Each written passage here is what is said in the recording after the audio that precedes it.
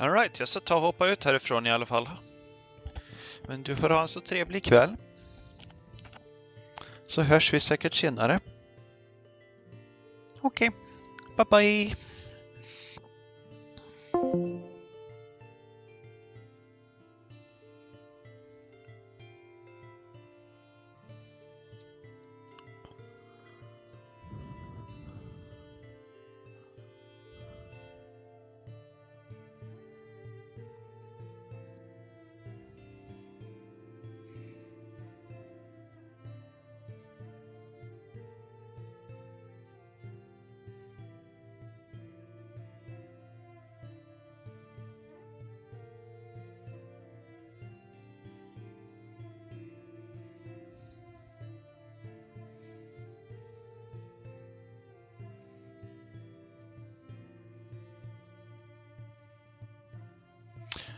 Alright, let's do a bit of a sound check here and see if people can hear me.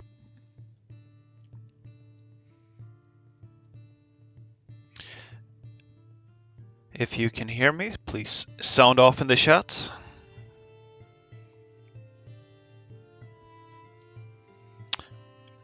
We do have a delay of 1 minute on the stream as well, so.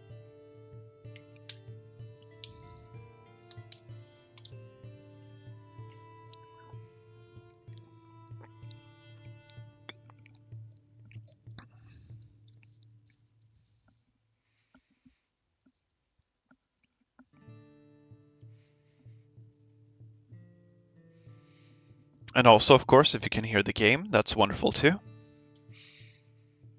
Both of those things should be great.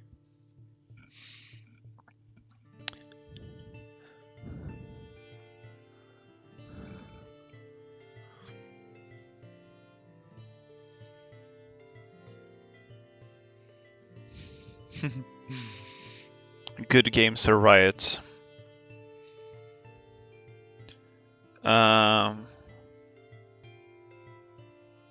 Okay. I'm getting a warning that my bitrate is too high, apparently, so I'm gonna try to lower that a little bit for my own sake. Let's see. But I was streaming with this earlier, and that was fine, so hopefully this should be fine still. You gotta go, Patrick Swift? That's a shame, we just started here.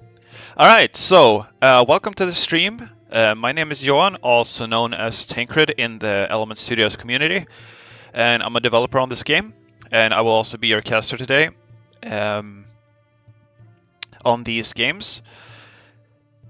And it seems that we actually have the first lobby up. I will be a little bit in and out from time to time, because I'm also overseeing the management of the tournament, if you will. So,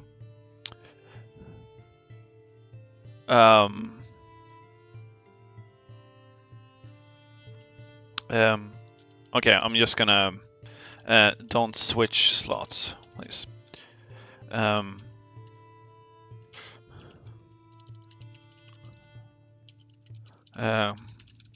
Spectator bug. So we have an unfortunate bug in this build where apparently if you switch slots, you end up with yeah, you break the ban phase basically. So we don't want that, and yeah, we can do that to be safe.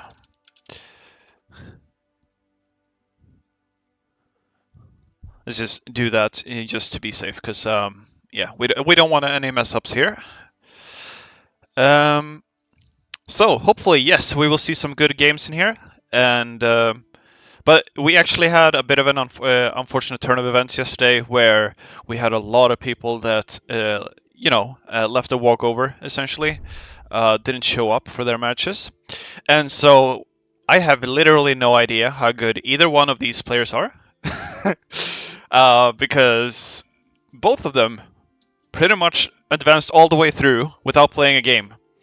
None of their opponents showed up, so we are in for a bit of a wild card series here. We have no idea what's going to happen or how they're going to play, and that's exciting in its own right to me. The other game we have today is, or the second semifinal we have today. Um, we actually have players that are well known within the community, and we know that that's going to be a good game. This one, I guess we'll see. All right, so getting into the first game here. Now, they're banning towers right now. We cannot see that because, yeah, that's not this spectator functionality with the ban phase is not normally in the game. Was kind of put in last minute, so to speak. So, tropical. Now, on this map, we might see some some haste action up front. It's a very strong tower. Right out the gate. Vapor, haste, whatever they will do, who knows. But once again, I have no idea what the playstyle is of these players, so we have no idea what's coming out here. I'm gonna see if I can actually see the bans of the players once we get into the once we get past. Okay, so now we've started. No, I cannot open the. Okay. All right, so we have. I think we're actually gonna maybe see a solar build on both ends here, or is this maybe a bloom build? And by solar build, you usually don't go that first. Although I'm not sure whether that is really the play on this map anymore. At the very least, one thing that is known on this map is that an impulse rush is incredibly effective. So we're going to see what they end up doing here, and they both have the elements to go into an early impulse. But it seems like we're seeing, at least from OP here, we're seeing a more traditional bloom build. So we'll see how that holds up. I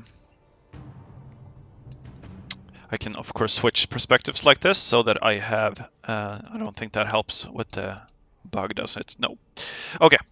It is what it is. We're doing what we're doing. We're doing the best we can with what we've got. Okay, so we have the Earth shield wave here with a Bloom Tower up front. Doesn't pick it up quickly enough, but he does finish off most of the wave very early. Currently, neither of the players are playing the interest game very much. We're seeing neither one of them holding on to any gold really. Bloom Tower on strong to not get cursed. Lightning plus Vapor. All right.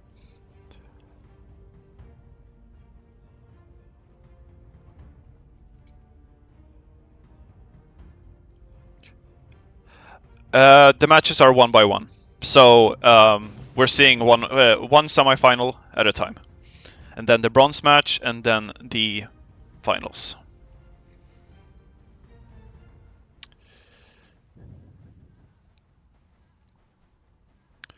Okay, that was a quick kill of wave 16 here. Or wave 15, sorry.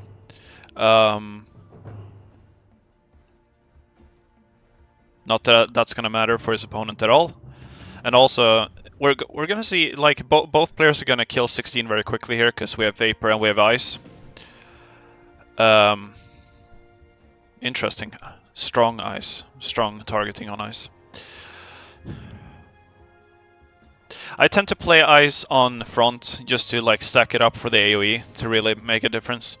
But I've seen some people make a case for playing it on strong.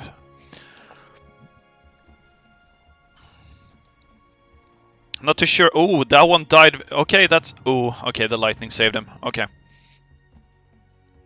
Oh, we're seeing Grolsch here struggling a little bit. Oh, actually, he's gonna leak this wave. Oh, the first leak going to Grolsch's game here. Okay.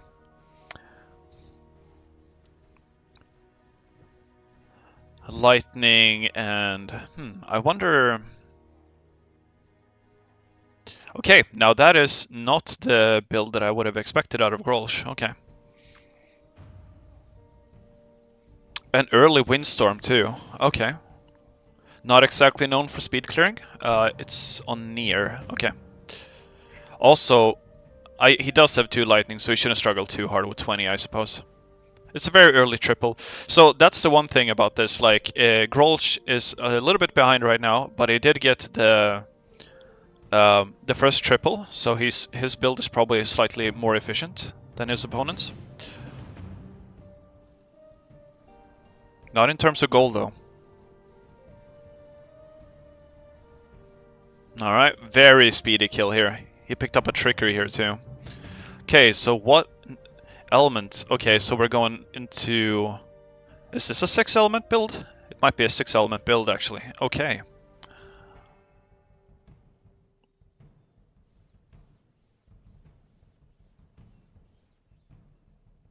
Meanwhile, we have OP going into, I assume, Bloom 2 first.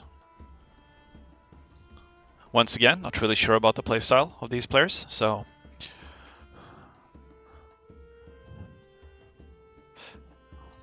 So a common strategy is to upgrade your support tower first, your well tower here in this case, so he would have gone either water or nature first, and then you go into triple with that to boost your triple with the level 2 support tower.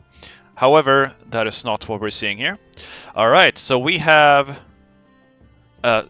double support towers up front, and he's going to need it against the Earth Undead wave here. For sure, because his main damage source is lightning, and that's not going to do well against that wave. So the corrosion here helps immensely. Now I think it was so the FONL clan here. These guys play co-op together, and we had a couple of them in the tournament.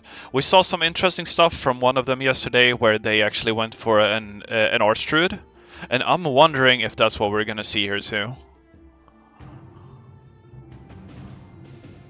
This is actually one of the few maps where Archdruid, like where I've actually seen it played in ranked. But it is a very dangerous tower to use. He's killing this wave very slowly. It's never good to be behind on a curse wave. He's adding in a windstorm tower against a dark curse wave. This is going to be potentially very bad. Although, the benefit of this map a little bit is that, like, by the time that the curse is worn off on these towers, or by the time they come back around, the curse will have worn off most of the time. Okay, no, I do think that this ended up being very punishing for OP here. Is he? How many leaks is it taking? Oh, he's so very close to killing so many of them. Oh, that's hurt. That hurts. Okay, now we also need to summon an elemental. Here we go. Okay. A little bit shaky there with his build order and his opponent putting some pressure on him. Oh, we're seeing an ethereal. Nice. Okay, so an ethereal. Maybe a life altar? That would be fun. Life altar ethereal is also like an infamous combo for the mid game. We're seeing OP falling behind a little bit here. Kind of still staying up to pace with this opponent, but definitely very behind. You can see that he's got 9 creeps on his side here, Grolsch, and OP has got over 20. Ooh. That windstorm just barely saving him from leaking like half that wave. Okay. Now, what we actually saw coming out of... I missed this in all that was going on. So OP actually went for Ice too as his first duel here. That is also very unusual, and he's going to struggle quite a bit on the next wave here, and he's also very behind on this wave. I really feel like, especially on an undead wave, he's being really punished here for having his ice towers on strong. Because if he had them on front, he would have stacked up the creeps and gotten the AoE out of this. Now this wave is dangerous for him. Grolsch keeping up the pace very nicely here. And we're seeing an Impulse Tower. We're going to see Trickery too, it seems. That's going to be the first support tower that he goes for. And yeah, OP taking further leaks here. His build order not quite as clean as his opponent's. I do want to see this ice build work out though, so please stay in it. Come on, OP. We believe in you. Alright, so yeah, I guess he picked up the Impulse Tower specifically for dealing with this wave a little bit better because it was kind of dark heavy. I'm seeing Trickery clones, but I'm not seeing a Trickery. Oh, I'm blind, that's why. There it is. Because I thought this was a Trickery before, so I was like, where is the Trickery? He's actually killing this wave very quickly. Wow, okay. His opponent actually keeping up decently though. He's got Bloom 2s and Ice 2s now. Let's see whether the Bloom nerf did anything for this, because no, they're gonna get the reset now. Assuming that Gross doesn't kill. No, this is one of the usually one of the waves that are tougher to deal with for most people. So that's not usually a wave you rush at. I don't think I've ever been rushed on that wave in my life. This wave should be fine for OP, so he's definitely staying in it for at least this section of 5 waves. Then we'll see. And I guess, oh yeah, he picked up water here, of course, or nature here, which means that he also has well 2 now, and he's keeping up much better. He's actually splitting his towers up to avoid getting hit with Cursed on all of them at once. It's a good strategy.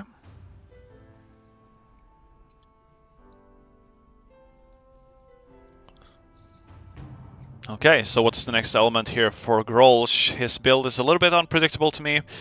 There we go, now it's a full 6 element build.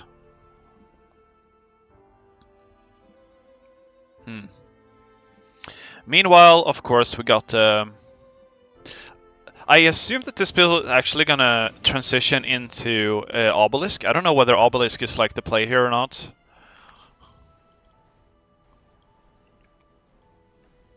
Maybe he just goes for Bloom Spam, I don't know. He's a little bit slow with clearing this wave in comparison to his opponents, which is full stacked on triples and quads, and actually no quads. Ah, he does have a quad. Seeing him fall behind quite a bit here. Where's your Nova, bro? You need a Nova for this wave. No, I guess your Lightnings are fine.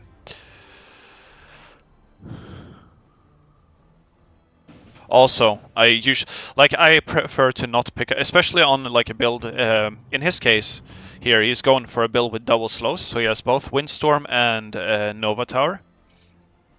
And when you have a double slow build, I personally at least don't pick up too many slows before wave 50, because wave 50 is an absolute nightmare if you have a lot of slows. Let's see here. Let's double check in here real quick. Okay, nothing important. Right.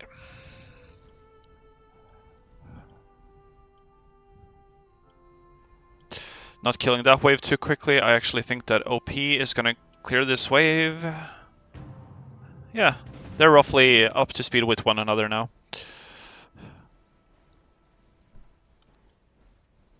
Okay, gonna be interesting to see what both of these players' endgame is. I assume that we're gonna see quads or something along those lines. I'm actually not sure what the meta 6 element build is at the moment. Oh, here we go. Here's the obelisk coming through. Oh, he had a cloned Crystal Spire for that one too. Another problem with this build, especially when you're not picking up light towers, or for that matter, impulse towers, is that you're going to struggle with the elementals. And that's what we're seeing here. This guy is not dying. Oh, here we go. Here's the obelisk. Yep. So I think both players might actually end up going into obelisks as their main damage tower here. Ooh.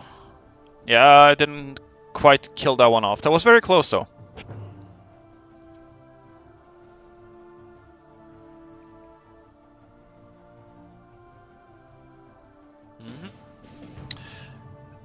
Okay. Oh, we're seeing nuclear, too. Okay. I'm gonna be the wombo combo obelisk build.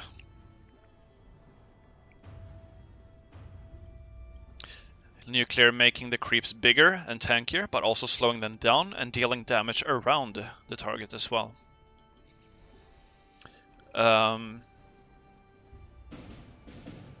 Okay.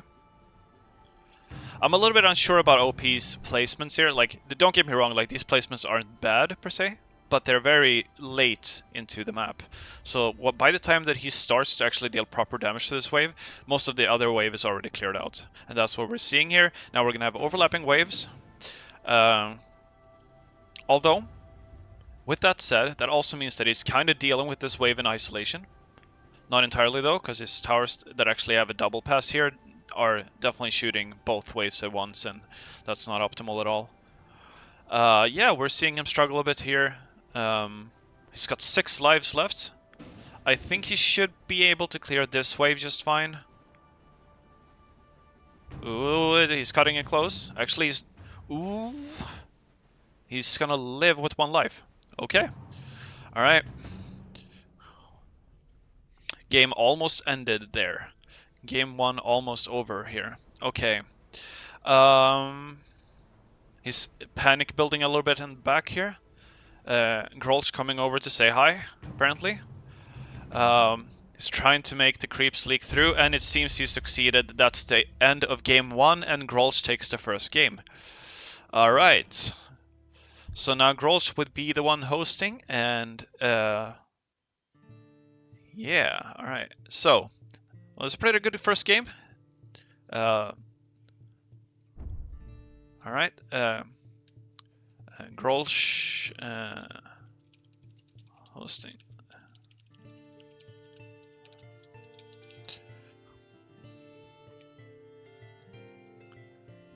See if the players are ready to get the next one started here.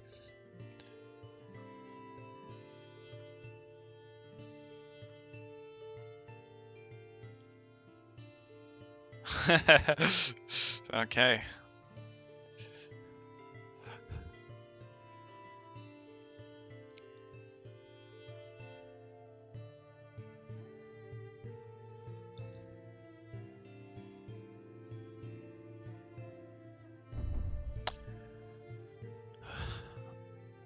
Okay. Game 2, ready to go. Let's see if we see some... actually, we can't see the players' bans, unfortunately, but I am assuming that OP now is considering his bans a little bit, as, you know, switching it up.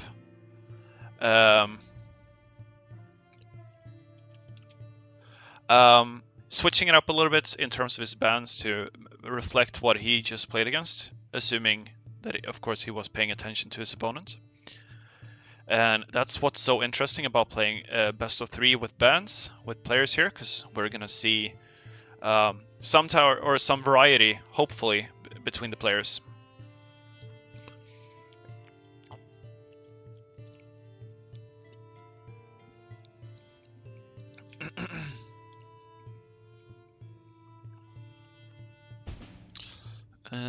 Okay.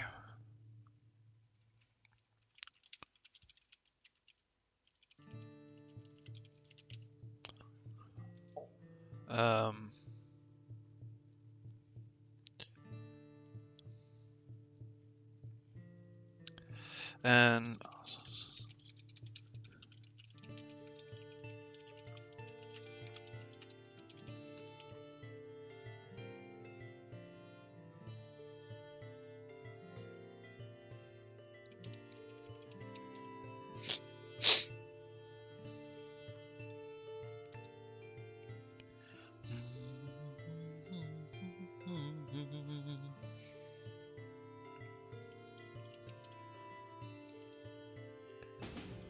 Okay, on to game 2 in this series.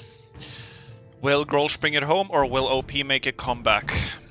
OP Facebooker. By the way, the best darn. Oh, we're getting the same map again, even. Okay, so that definitely means that we're gonna see some target bans here. Okay.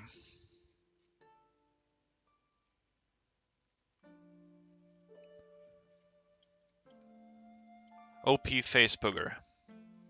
Will they make a comeback in the series and make it a game 3? That is the question.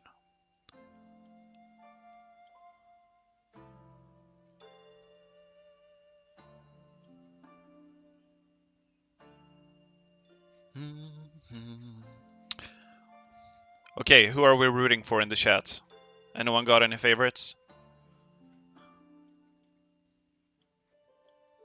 Any playstyle you're preferring?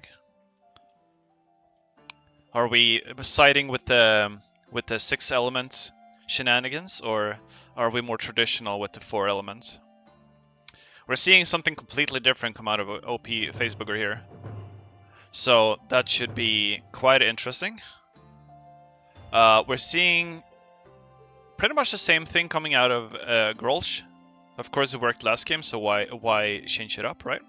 But we're seeing a blacksmith approach here from OP Facebooker, and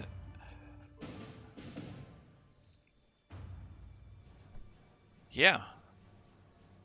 Let's see how this game plays out. Double lightning opening, so both players going to be clearing super fast here.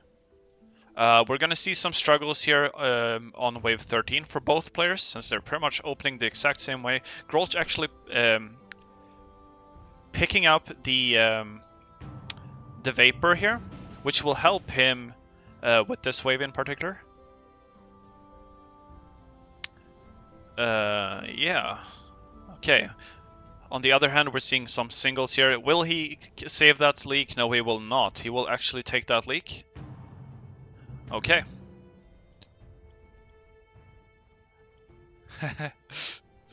Depends on the playstyle. Yeah.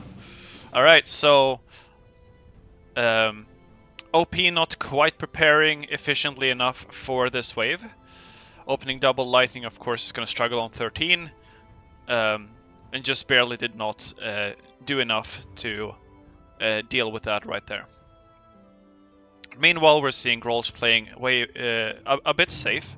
I think the safe strat might be the what wins here, quite honestly.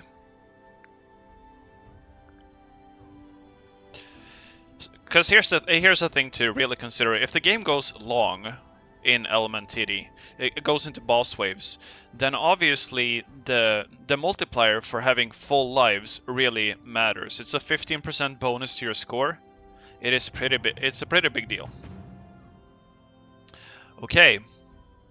Grolsch is actually not doing the same thing as last game.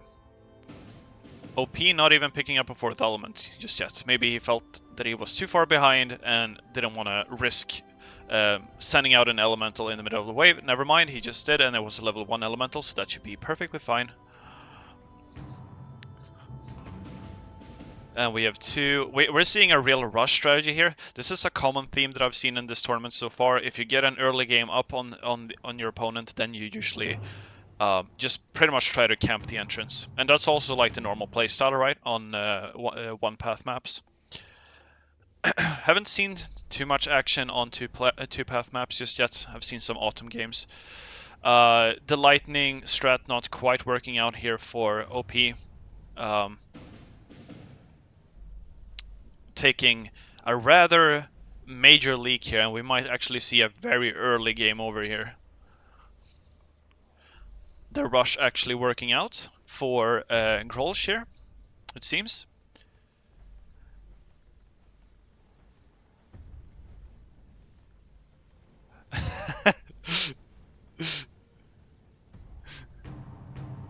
Oh, okay.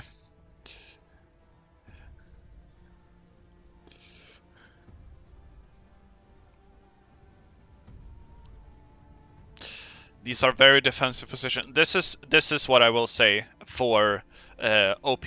Like I think that like he has a basic idea of his compositions and such, but like he's placing very defensively a lot of the time, and that leads to him ending up behind and getting overlapping waves. Now on this map in particular, you can often save yourself with that, but you're also gonna output way less damage on the creeps as they're coming around on the other side here. So a little bit of a you see, this is like far more efficient placement right here.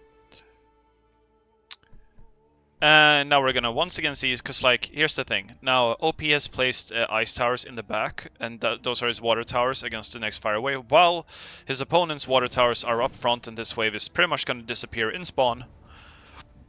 And therefore, I believe he's gonna end up behind almost immediately. Actually, this wave makes it past, so he's good for this wave. Okay, cool. That's great, because you know, the more element TD, the better today, of course. Okay,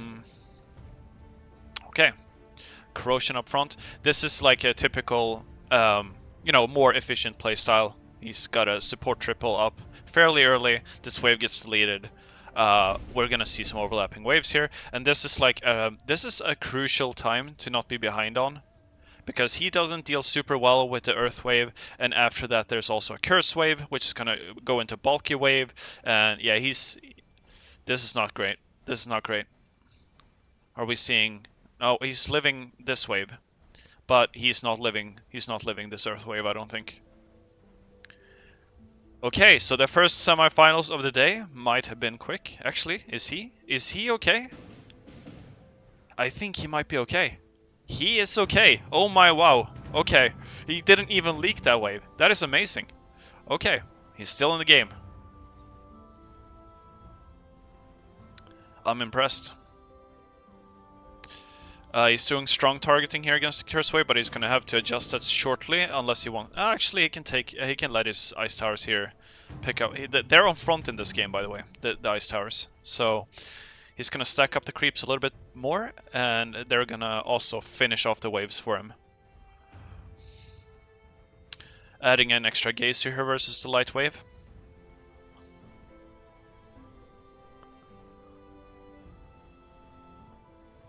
And he's gonna be just fine. Alright, we still have a game, folks. Now, what are they going into next? Grol's, of course, going into 6 element again, which means we're going to see more support triples coming up here.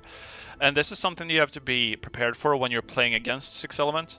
You need to make sure that you are also, like, dealing a lot of damage on the entrance. Otherwise, you're going to fall behind very quickly, because they're going to have a bunch of support triples up front that are basically deleting the waves for you.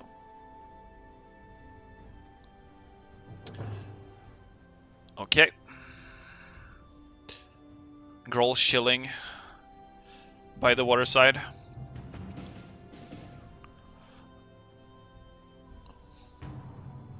I think he's feeling pretty good about himself right now. I know I would.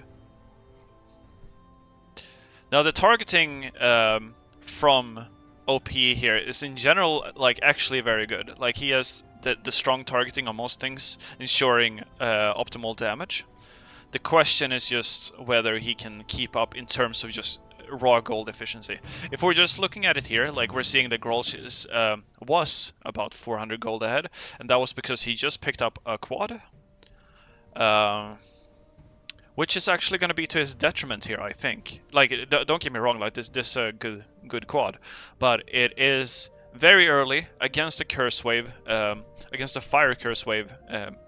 Not that the fire part of that really matters, but against a curse wave, which means that it's going to regenerate his spirits slower, and he's not quite going to get the same bang for his buck here in terms of clearing quick. He's going to be just fine, though. He's just going to be a little bit slow, or slower than he should have been with that pickup right there. So he's way more gold efficient, for sure. We can actually, I believe, check that, assuming that that functionality works. Let's have a look here. So we're seeing that Grolsch has earned 546 interest. Meanwhile, his opponent here is 389. So there's roughly a 200 gold difference here. in terms of the interest game.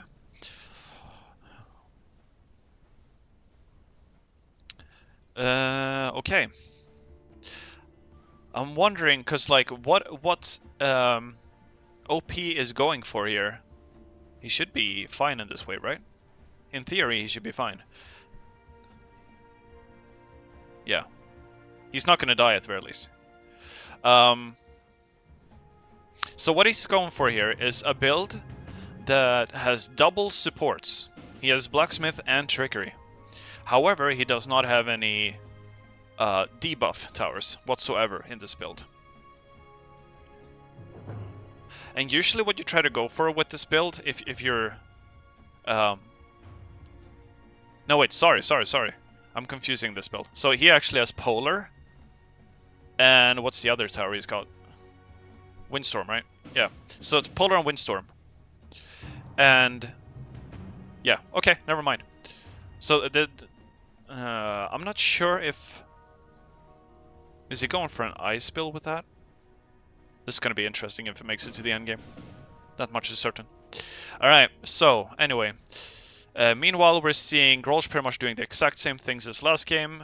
I don't know if... once again, I can't see which towers were banned, unfortunately.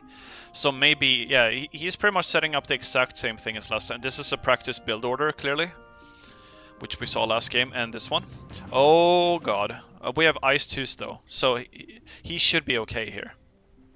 Yeah, he's gonna stack up the creeps, and they're gonna finish that off. Okay, cool. He doesn't have Bloom to speed clear this wave though, this time around. Meanwhile, his opponent is actually clearing this wave fairly quickly. He's gonna have a fast wave upon him while his towers are cursed. Let's see if that ends up mattering or not. He doesn't have Blacksmith 2 for this wave either.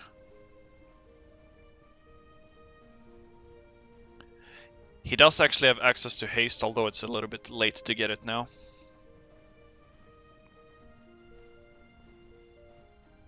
Ooh. No, he's good. He's good. Okay, we're seeing a money tower. We're seeing a money tower. Okay. Now, on Grolsch's end, what element are we seeing next? Actually, none. Okay. Interesting. No, we saw one. Apparently. I just missed it, I suppose. Yeah, he picked up a nature one. Okay.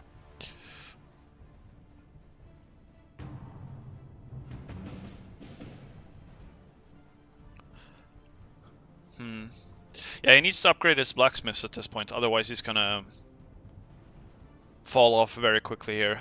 Especially since he's mostly invested into... oh, actually he's gonna die here. He's just gonna straight up die here. Oh god, okay. That is the end of the first semi-final. Grolsch takes it home and advances to the finals. Playing very safely, a very stable performance from him here. And I look forward to seeing what he's got up his sleeve in the finals. Alright. Now we'll see how long of a break we take for this next one. I need to... For you latecomers, I am also managing the tournament at the same time. So I'm a little bit in and out, just checking with players, checking with all that. Okay, so let's see here. So we're gonna create a round 2.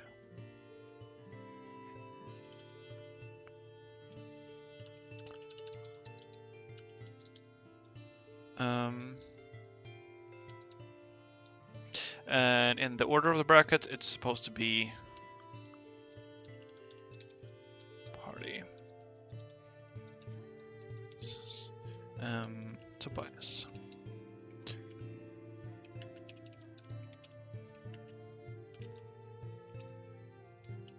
You made this.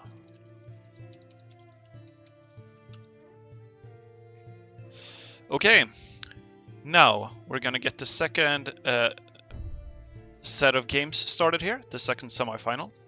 hopefully somewhat soon. I'm checking in with the players right now. It is worth placing it for the spirits for sure.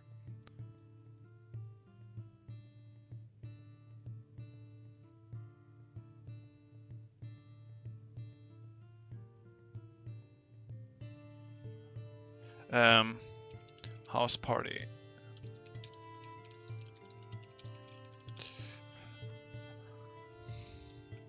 See here. So I'm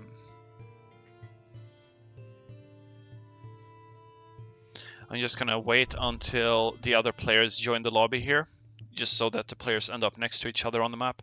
Hopefully we'll see some different maps here.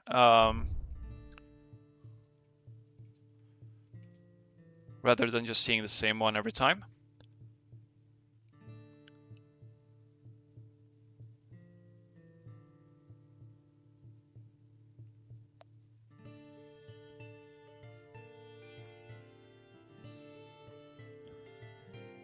So in this game, we have two very well-known players to the community.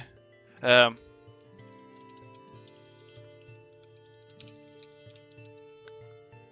um,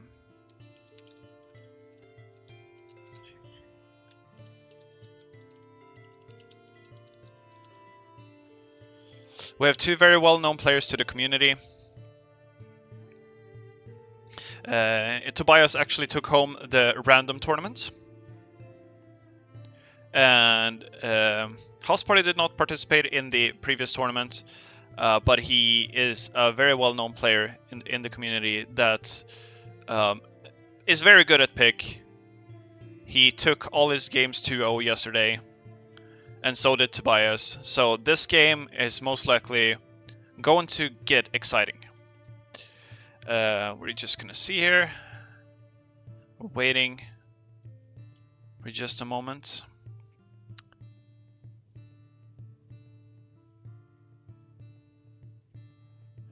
We got kind of lucky with that. As I said, like both of the previous players, they advanced without playing a game yesterday because of a lot of people not participating in the tournament. And yet both of them put up a respectable performance right there. So it's very nice to see that we got a couple of good games out of that. Both OP and Grolsch turning out to be excellent players.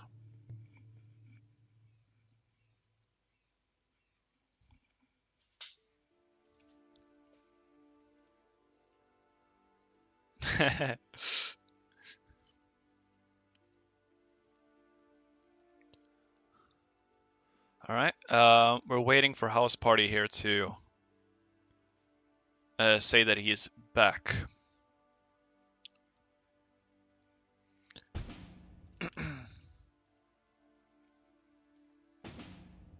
All right, it seems he is back. Now let's see if we can get this game started and wish both players luck. We're also going to see some, like, in this case, I'm probably going to be able to predict what the players are doing a bit better because, you know, they're playing a bit more like what I'm used to. Because, like, this is kind of players that I'm playing against in ranked pick. The reason it's short, that's actually something that has been, it's been the case in ranked pick for a while. Because the first 10 waves, most players argue that they didn't feel like the first 10 waves actually mattered that much for the average game. Oh, we see some cookies here. Look at that builder. So basically, we took those waves out because they were deemed less impactful. Usually you saw like maybe a 50 to 100 gold lead one way or the other, and that was about it. And so and also in favor of making games shorter because the games can get kind of long, we decided to make the call to basically put all ranked games on short.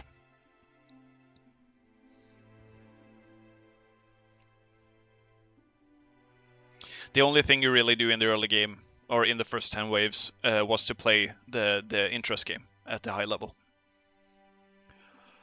and it was never much of a risk to either player.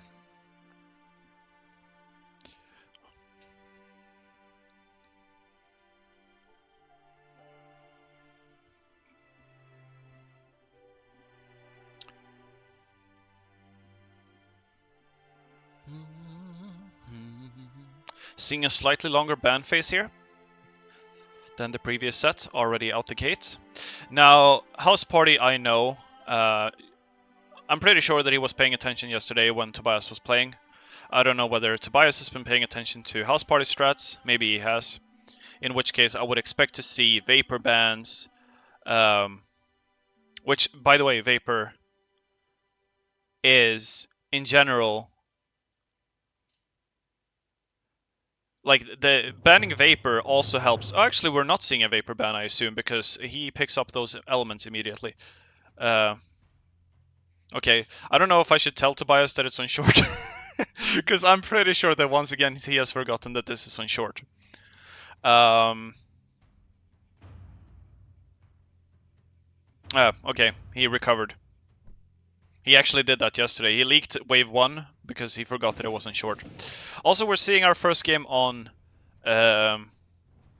Forest here.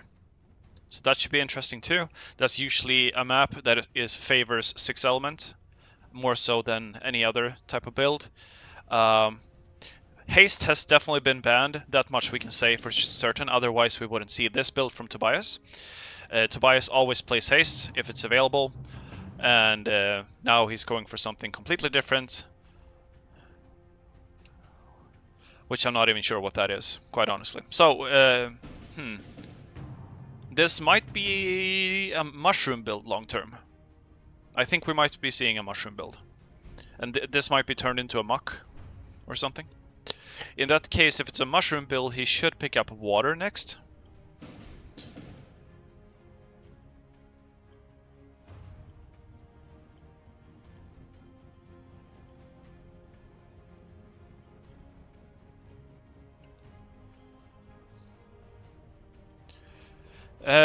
Then we have... Okay.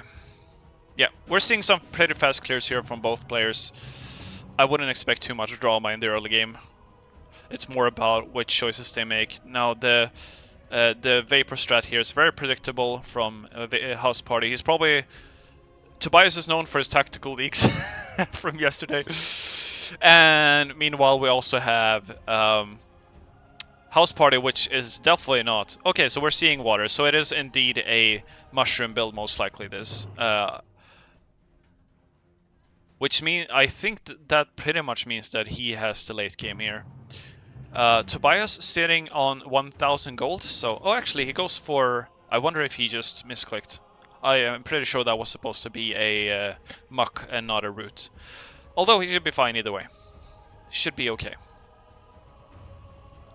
This is probably going to turn into a well tower shortly to buff both the root and the disease. Meanwhile, we're seeing something quite straightforward here from House Party, just camping the entrance with the Vapors. Yep, so there's the well tower. Once again, as I said, like this playstyle is way more predictable to me than the previous player set.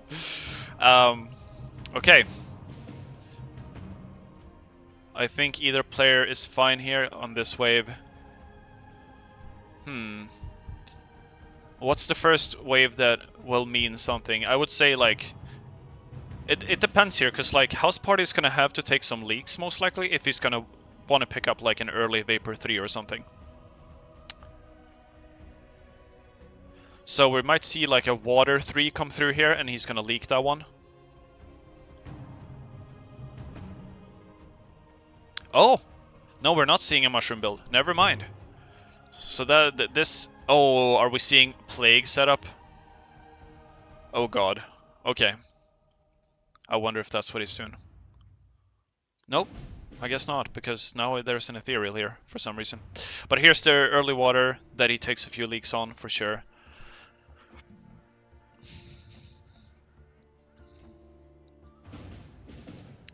And I actually think... I don't know if he's going to take 2 leaks on this one. Probably not 3. because now it's overlapping with the wave, so the Vapors are not getting the same kind of damage out of it. Yeah. Definitely gonna be 2 leagues, we'll see if it's 3. But this is typical of House Party, he likes rushing. He likes playing around the Vapor rush. And either that will pay off or it won't. And I actually do believe that the Vapor rush is not the play versus Tobias, but because Tobias knows how to play late game very well and is very unlikely to get rushed out by a Vapor rush. But we'll see. We'll see what happens. Oh, he's actually going to take 3 leagues, I believe, because this wave is really troublesome. I wouldn't play a Vapor Rush on Forest to begin with, I feel like, but yeah, we'll see how it works out. Very efficient setup here from Tobias, camping the entrance with triples. This is what I'm talking about. Now, you can also see the difference in terms of efficiency here. If you watch this game and compare it to the previous one, I believe Grolsch had a corrosion by wave 23 or something. Here you're seeing 3 triples by wave 25. That is quite the difference in terms of, you know, like economical efficiency.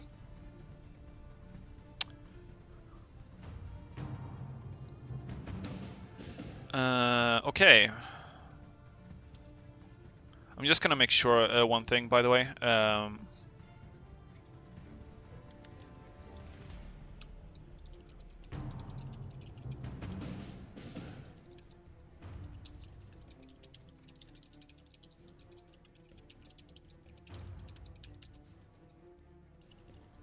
Current game. Okay.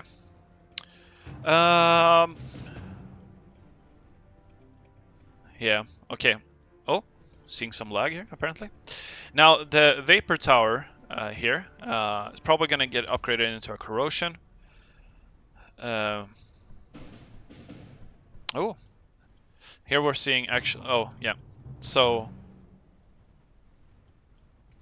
very quick clearing right here from... this is where the power of the haze, or the Vapor is coming through and actually making a difference. Although it's still not quite rushing Tobias to that degree, because technically Tobias has a tower that benefits off of being rushed a little bit, which is the Ethereal Tower. Tobias picking up Water 2 here, probably to go into Well 2 on the next pick. Oh, he did not go for the Corrosion first here, went for a Laser instead. Interesting. Here we go, there's the Corrosion. Okay.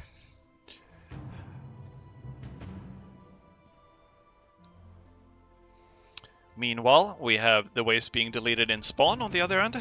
I'm surprised we are not seeing a blacksmith just yet on for House Party. I mean, it is 500 gold that would increase your damage output by like 40%. It's quite the improvement. But I guess he's just interesting at this point. He's sitting on a lot of gold right now. He's actually out interesting his opponent quite heavily here. He's about 1,000 gold ahead, just because he can sit on these Vapors and not worry about anything. Getting that Vapor upgrade right there, just to probably counteract the curse to some degree. Okay. But Tobias keeping up just fine so far, actually already putting up a nuclear tower. And there's the Nature 2 for the Well 2, which he's probably going to upgrade as soon as the next interest comes in here.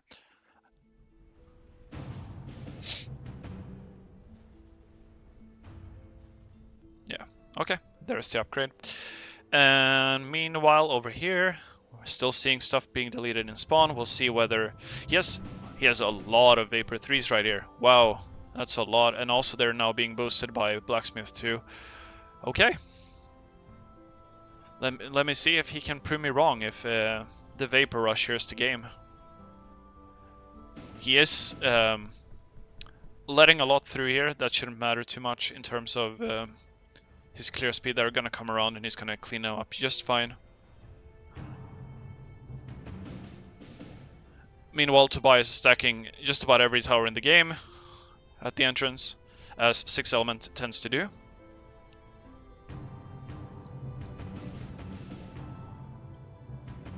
Okay.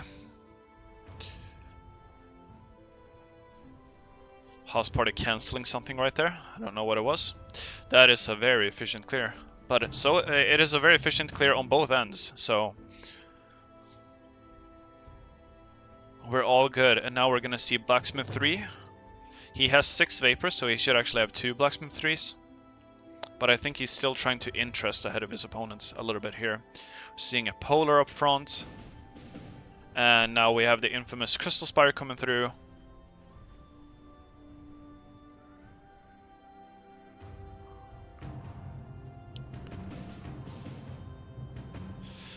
House Party opting to go for more vapors rather than rather than buffing them up. And so far he's keeping up the tempo, making sure that his opponent can't really interest whatsoever. But his opponent is keeping up nicely, and it's only about a 1000 gold difference so far.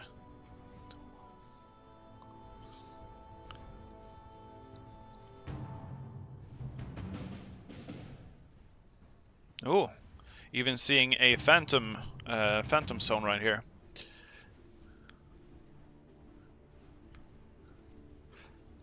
Ooh, okay, this might be bad actually. No, he's fine. He's fine.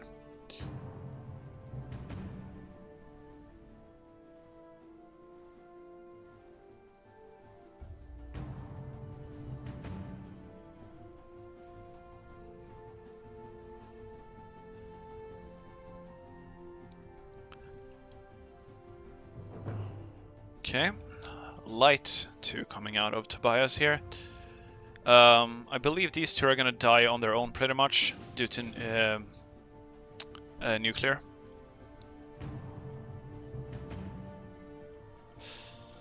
Now this is gonna be a really dangerous set of waves right here for Tobias.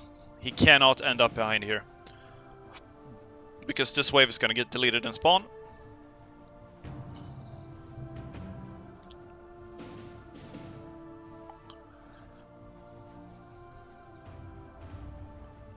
Here we're gonna see maybe Curse actually coming into play for a bit. Tobias is keeping up fine so far.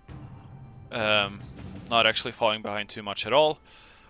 And the Curse wave here is gonna hit House Party quite a bit, quite badly. Because all of his towers are stacked up like this. And that will slow down his clear speed quite a bit, but Tobias is actually struggling a little bit with this wave too. He has a lot of damage coming out of his nuclears though, so nuclear dealing about 3 million damage right now. And well, of course that is because it's dealing a percentage of the damage. Now this is the first time since he started this build pretty much that House Party is visibly slowing down because of the curse wave before this healing wave. Now we might actually see leaks here, I'm not sure.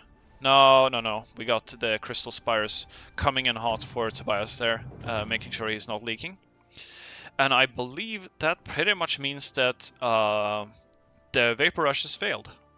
Unless I'm mistaken, of course. I don't know if... I don't really know how well these do late game nowadays, but they shouldn't quite match up to a 6 element build.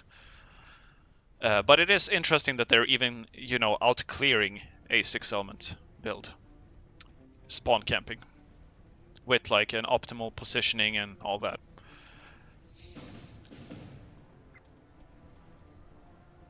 This wave, a little bit scary for Tobias, I believe. Because this wave is gone. That wave was very gone. And yeah. Now this is, I believe, a bit of a struggle though for House Party. Yeah, he's not going to kill this wave quickly at all.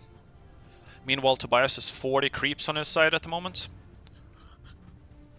Oh, this is bad actually. I think this might be bad for Tobias. He's going to have to adapt here. I think he sold his Crystal Spires. Interesting. Both players having to adapt to this wave. It just went for a complete stop for both players here. And House Party actually leaking some of this wave. Let's see whether Tobias does. Ooh. Yes, he will. Most likely. Oh my god, are you serious? Oh, that was so close. Oh, Tobias keeping his perfection. That is really sad for House Party right there. Alright. House Party definitely taking the speed clear here, though. Not sure how much that will end up mattering, but hmm. I don't think that Tobias is in danger here, but I could be wrong. We're seeing periodic coming up here, and this is very dangerous for Tobias actually. Like, we're seeing a stacked healer group here. He might actually lose his perfection here. Yep, he's losing his perfection. That is really unfortunate for him. In the last wave, he actually does take a leak, and now he's also behind on the speed multiplier. So now it all comes down to him actually outlasting his opponent as opposed to just beating him on score. Really unfortunately at the end there.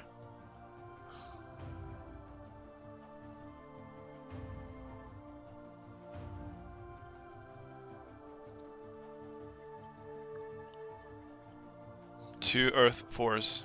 Okay.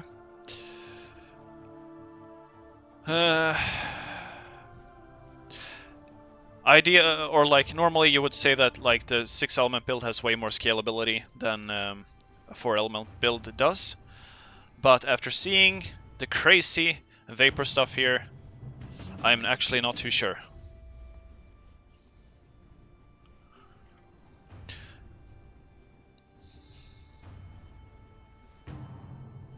House Party successfully putting pressure on Tobias here. That's a lot of low boss waves. I'll see whether he keeps up or not. We might actually see Tobias take a loss here. I do believe that playing nuclear against Vapor is a little bit like that might actually be his undoing. Although with that said, this entire wave is also super low now. So we're about to see whether this actually ends up mattering or not. I think it does because he has 3 boss waves on his side at one point, or at one time. I don't believe that House Party will clear this wave quite as quickly. The question is whether Tobias survives long enough to catch up here.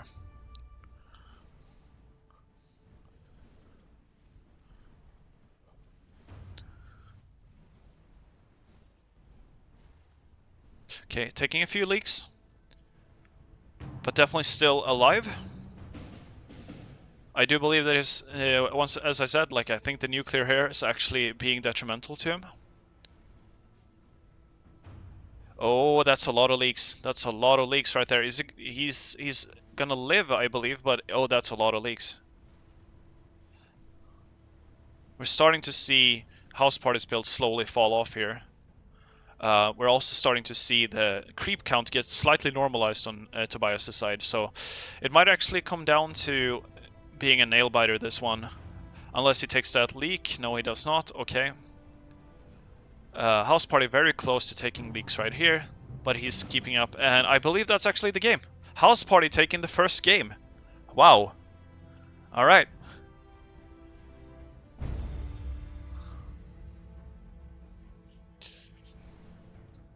And just as this build was starting to fall off a little bit, Tobias couldn't keep up anymore. And yeah, I do believe that it came down to the nuclears.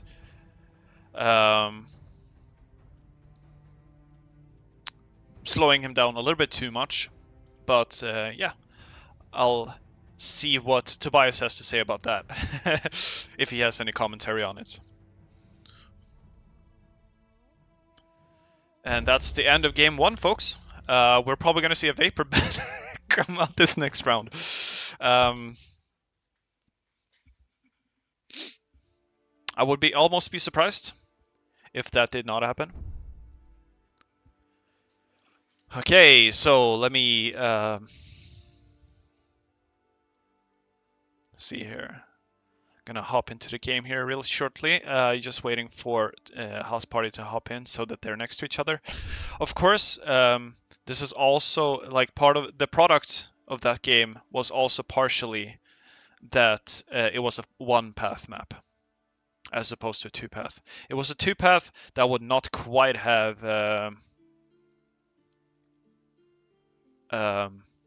been quite as bad.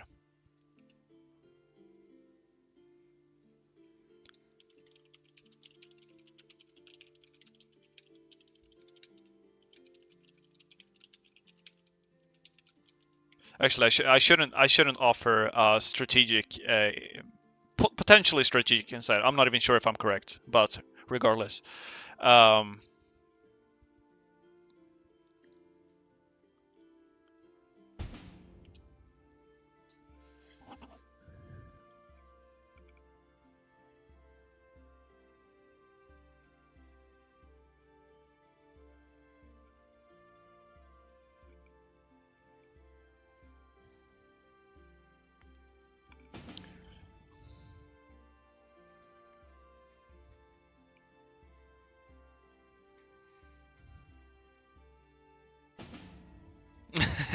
that map doesn't like me, so I'm shocked as well. All right.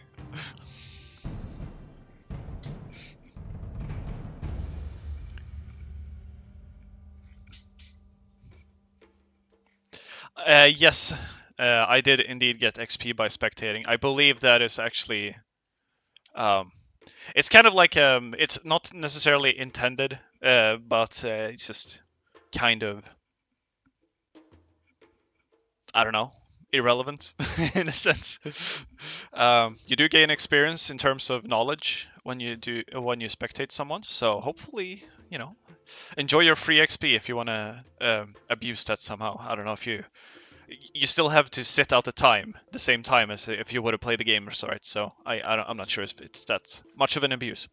Now, regardless, we are seeing a desert game, and now we're gonna have a two-path map, and I don't know if Tobias will even bother banning Vapor on this map. I'm not sure how strong Vapor is on this map, but I think he might just ban it straight up out of respect.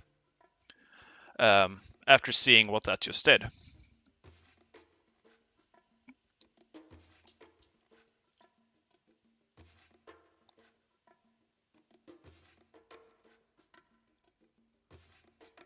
Okay, let's see. Excuse me while I'm overlooking things here. So once again, Tobias, for some reason, starting off with... I think he always forgets that it's short. Okay, so what are we doing here? Geyser. Okay, we're seeing Geyser from Tobias. We're seeing Geyser on the opposing side too. I believe that most likely Haste was not banned, and that's what we're seeing here. I'm not sure if Haste is that great on this map, because like they will exit range and then we'll have some time in between. Like I would not play Haste on this map, but I guess we're about to find out. Maybe it's just like Geyser is the strongest, or considered the strongest. Indeed, you can do it while working. I do believe that Haste is probably, Geyser is probably considered the strongest tower on this map in terms of, late game here. So I guess we'll see what they end up doing here. Tobias playing slightly safer. House Party definitely. Interestingly enough, I think that House Party has the better setup here. Let me see. So you wouldn't think that, considering the positioning and in terms of like the gold investment either. But yeah, he's clearing roughly at the same speed and using fewer towers. So once again, House Party coming out with quite a surprise. I'm now a bit more proud that I've beaten this guy every single time I played him in ranked pick. Because clearly he knows his shit. All right, so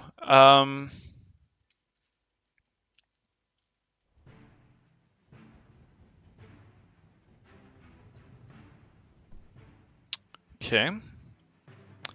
Yeah, okay, so we're definitely seeing the same build from both ends here, so it will just come down to who's playing it better. And we are seeing an early haste here from both ends. Once again, slightly surprised about this. I don't think that haste is like super good here. It's not bad by any means. Haste is never bad. It's always good. But this map, like as you can see, when they leave the range here, now it actually got to keep some of its attack speed from the last wave. So now it actually was charged up there, which means that he's going to clear this wave faster than Tobias. I think that's irrelevant though. What is relevant is House Party potentially picking up a very early haste, a second haste here. But he's not going to be able to afford it just yet. There we go. There's the second haste if he wants it. He's probably going to wait for this interest though. Second haste? Yes. Okay. Second haste on both sides now. Pretty much seeing the same build on both ends. Just slightly more gold efficient on the end of House Party. For the time being.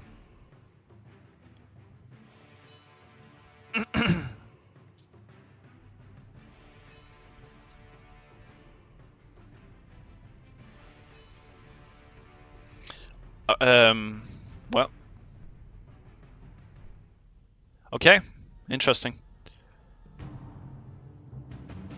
Tobias cleared that wave slightly. I was just looking at it like those was an interesting examples because like House had one of his hastes on front, while Tobias had both of his on strong, and Tobias ended up clearing just slightly faster. So strong OP guys, that's your takeaway, or should be your takeaway here. Not that that was anything unknown really. I don't know. Tobias is waiting for something here. I don't know what he's waiting for.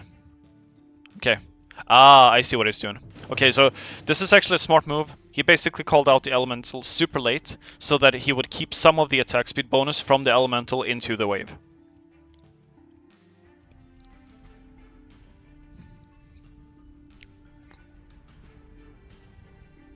Next wave is pretty much going to be deleted on both ends here. And I mean that like it's going to die in spawn. So just enjoy it. Isn't that satisfactory? Oh my, oh my lord. Okay, that's just sad. Okay. Well, it is what it is. And now we've also seen like an interesting little diverging path here from Tobias, or a diverging choice. He's not actually going for the 4-element build here. He is going for a 6-element once again, it seems. Of course, that is Tobias's bread and butter. I think he was blindsided by actually losing with 6-element in the last game here. Now he's going to have to reprioritize his towers a little bit, and so he did. The danger, of course, like normally strong, you know, we all know the strong is set, or rather, strong is the best targeting priority in the game for most towers. Anything that deals you know, a little bit more damage. Just naturally, you get more damage out of it when you put it on strong. The reason just about no tower in this game has strong by default, and it's something you have to set yourself, is because since we have this mechanic where the creeps, the waves can come in and overlap. Obviously, having your towers on strong may end up having your towers targeting the new wave instead of the current one that you're trying to not leak. So it requires some micro from the players to not leak while using strong targeting. And therefore that's not something that we want to force on newer players. Just some insight into the whys and hows of things. Okay, so we have 4 hastes up now for House Party. Meanwhile, we have Jinx plus haste on the opposing side, meaning that that wave is cleared way faster. And is House Party fine here? He's actually missing the entire first pass. He's leaking a little bit of this wave and missing the entire first pass on this wave. Okay. That is rough. That is actually rough. Okay. Now they're obviously both gonna opt to go with strong targeting because it's a curse wave.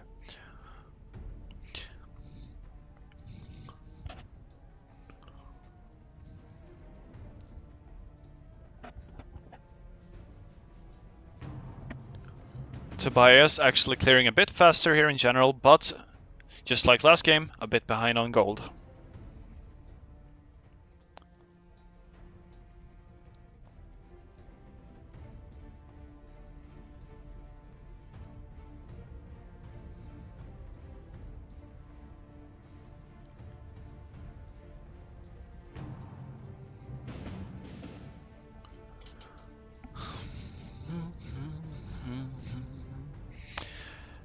Nothing too exciting exactly happening right now.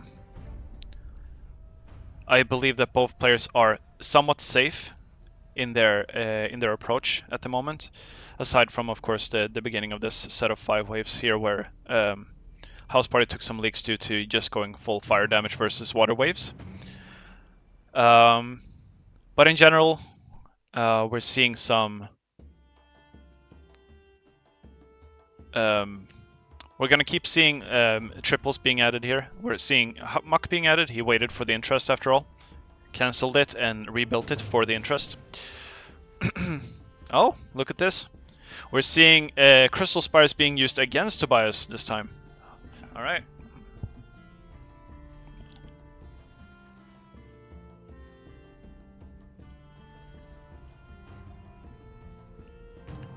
Which actually meant that he's not clearing that much slower. Although, okay. Yep, this is what extra interest gets you. He's got 2 quads already, while Tobias is sitting comfortably on his towers here. I'm very much wondering what Tobias is going to go for here in terms of like the late game.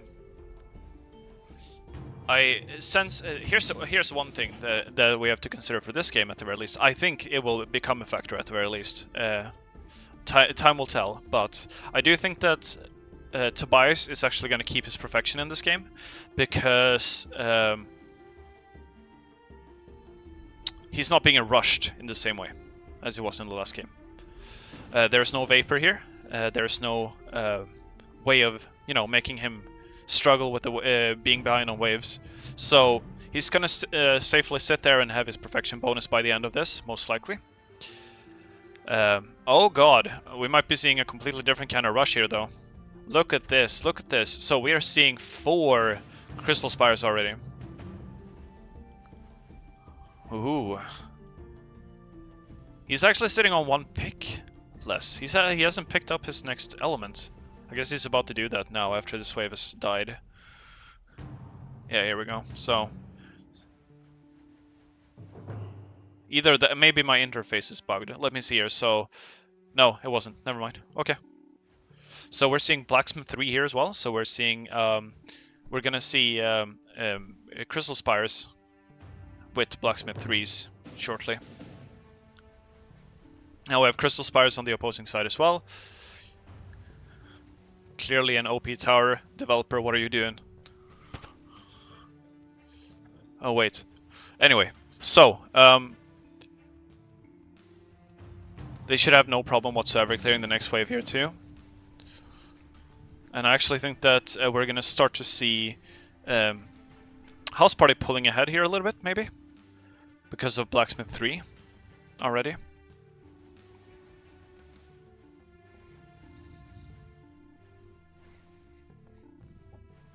I don't know, just a fun fact by the way, I don't know how many conversations I've had with specifically House Party where, like, he's claimed that Crystal Spire was useless. So we've been going back and forth on this tower for months. Of course, it's a bit buffed now from where he felt it was useless, but regardless, it's funny to see him now use it as his main tower. But yeah, we are seeing a House Party actually getting a bit of a speed advantage here. Just with Crystal Spires, I guess we're gonna see more Crystal Spires here. Maybe this is just a Crystal Spire spam build. I guess we're about to find out. House Party, the best player in the game at cheesing the game. It is what it is. Meanwhile, what we're seeing on Tobias is actually a little bit scary, because now I understand what he's doing. Although I'm not sure if he will get to it. So that's the one concern that I have for him right now, because his opponent is definitely clearing faster than he is. And yeah, if he's gonna play it like this, Anyway, so you're gonna see a pretty fun build here, assuming that Tobias makes it all the way to the end with it, which I do believe he has the capacity to do, regardless of him being rushed or not. So basically, what this build is that it's a nature rush build. And what that means is that you usually play with Rage Tower. Rage Tower speeds creeps up, but also makes them take more damage. So and then you also play that with Incantation, which deals more damage to isolated creeps. And then you are speeding the creeps forward, isolating them for your nature towers to take them out with a damage burst. This used to be such a ridiculous build that we've been struggling with balancing the nature tower for several patches in a row. It would just like clear significantly faster than any other build, and also score significantly higher than any other build. So we'll see how balanced it is now, assuming that Tobias makes it. And I just noticed something very interesting. We're seeing income, or rather interest, the interest upgrade here being picked up by House Party. Don't see that too often. Definitely don't see that too often.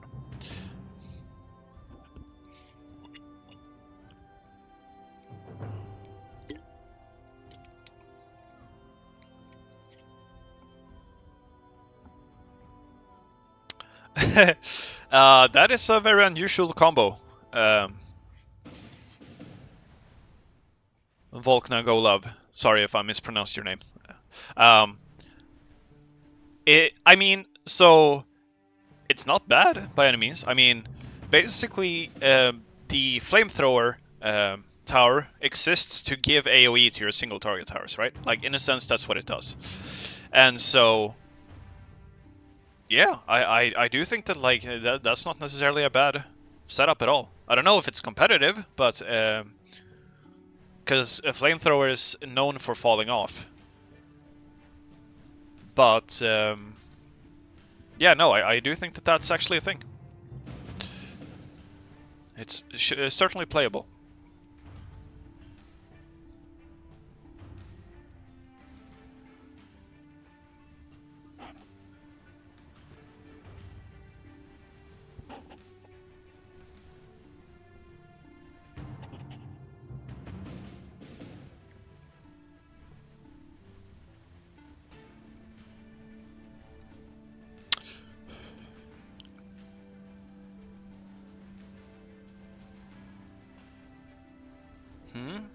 We're seeing both players clearing quite safely here. I'm not sure if House Party's build is quite working out for him in the same way anymore. I think the interest here, yeah, he's actually taking leaks here. Actually, are both players taking leaks? Ooh, no, Tobias just barely not clearing,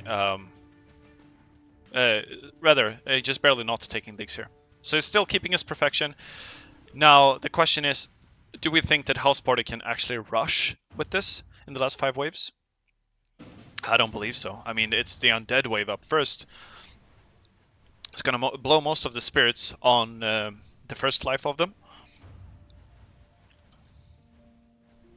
So yeah, I just don't see this being a thing. However, he will clear 52 very quickly, most likely. So I guess we'll see. With that said, though, Tobias has Crystal Spires too, so he just doesn't have that many.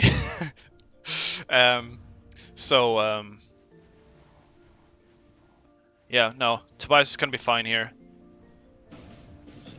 It's not gonna bother him. Will this actually be the first series to go to a Game 3? We're about to find out.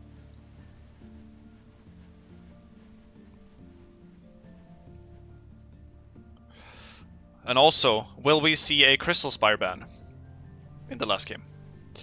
Actually, we have Oh my god. Okay, that is just sad. Okay.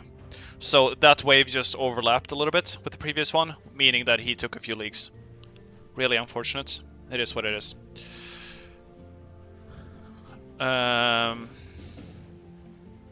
Tobias actually clearing faster right now. Are we seeing the Rage Towers in just yet?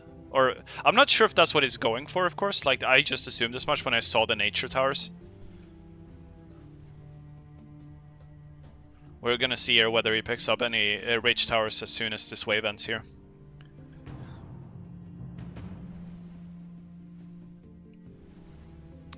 And House Party taking more leagues. So his Crystal Spire spam did not quite end up working out for him.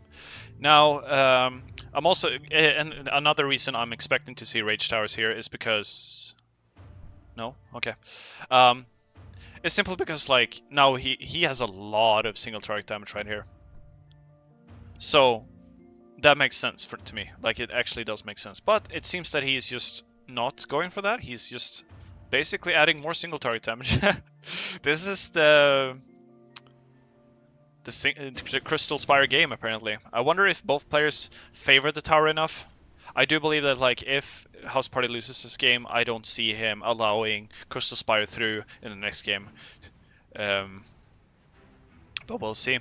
They're clearing at roughly the same speed here in the first boss wave.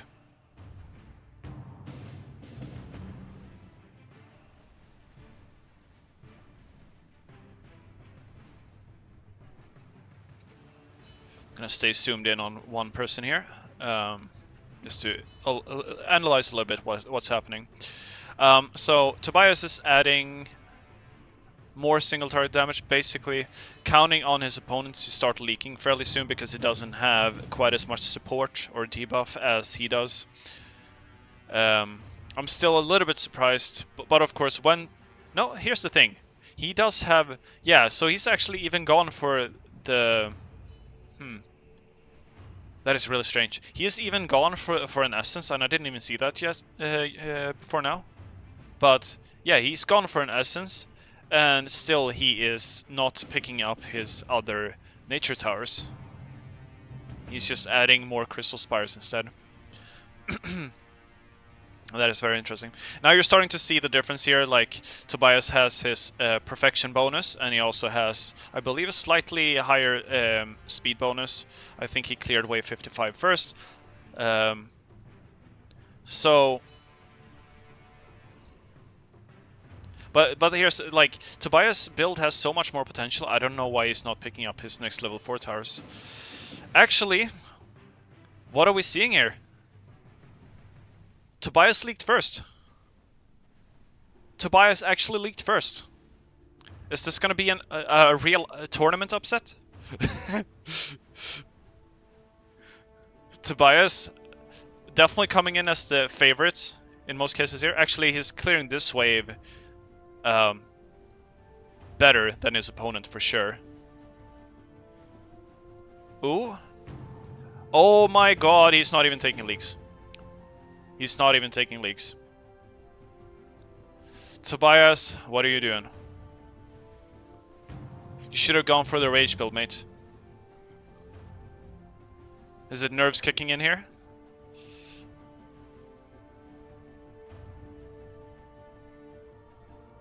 The question here, of course, becomes, will Tobias leak enough to die? And if he doesn't, then I believe he's won. Just on account of having the multipliers. Yep. Ooh. And House Party has been eliminated. Oh, that was a close game. That was a very close game. Of course, Tobias coming through with a much higher score due to his multipliers. But I am very curious as to why Tobias picked up Essence Tower and never picked up his other Nature Towers. Very strange indeed, but still coming through, pulling out the victory, and we are seeing a Game 3 for the first time in this tournament.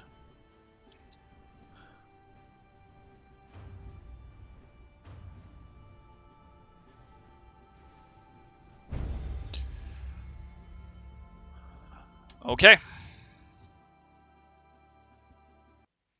Now, what will we see here in the last game? That is the question. I can't believe that Vapor or Crystal Spire gets through the ban phase. That would surprise me a lot.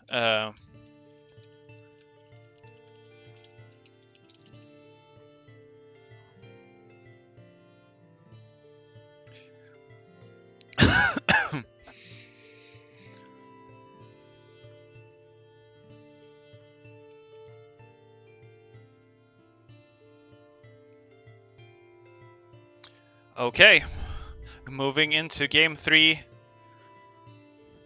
between the two most even players we've seen so far in this tournament. Which one will advance to the finals, and which one will go into the bronze match that we're playing right after this one?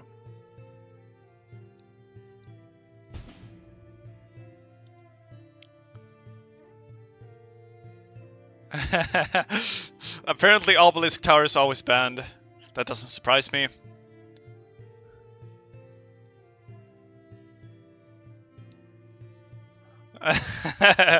Okay, so we're seeing some banter here, explaining some of the bans or revealing some of the bans that have been going through.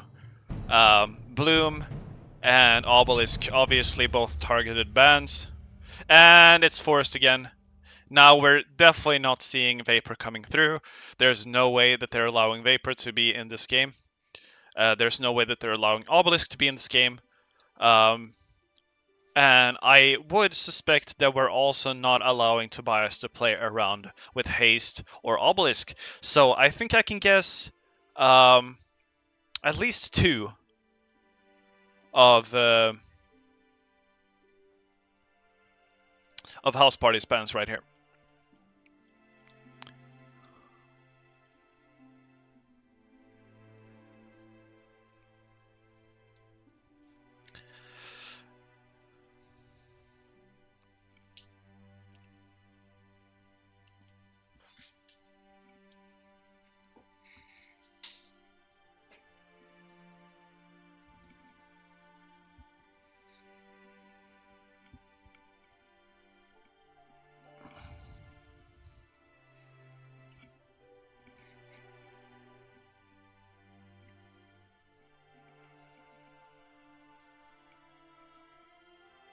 Definitely taking their time with their bans. I would kind of have expected them to not think too much about it at this point. I thought I would think that they know what they're doing, or what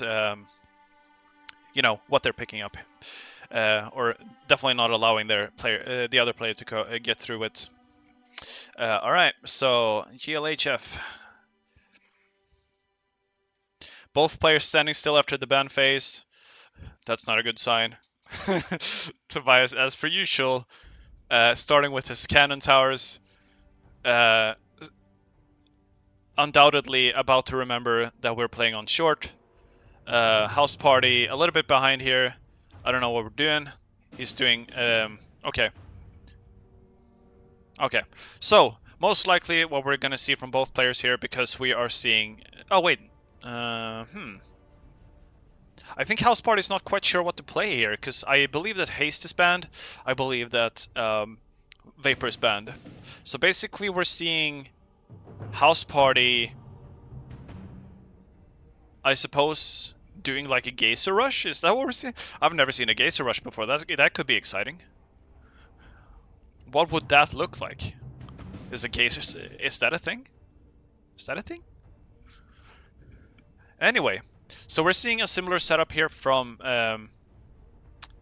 I think Tobias is basically going to play the exact same game as he did the first time. Just now he's not going to have to deal with being vapor rushed.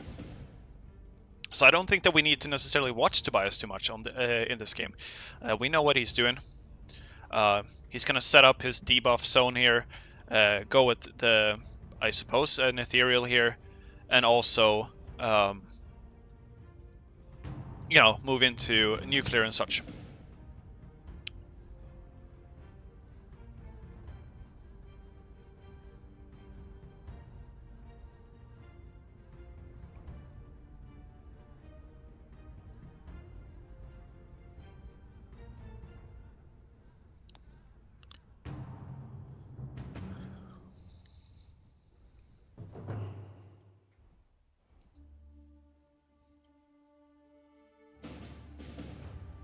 I believe we are indeed about to see a Geyser Rush.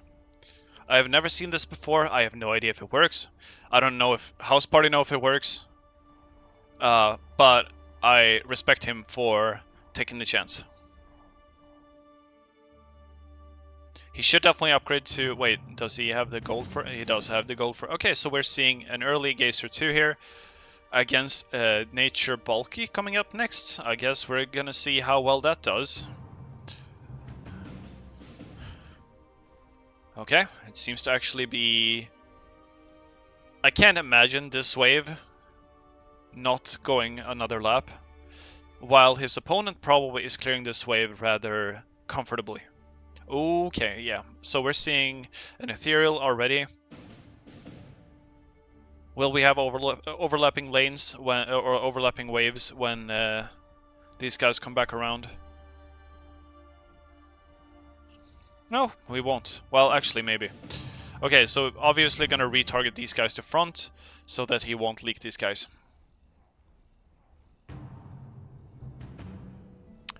And he's fine.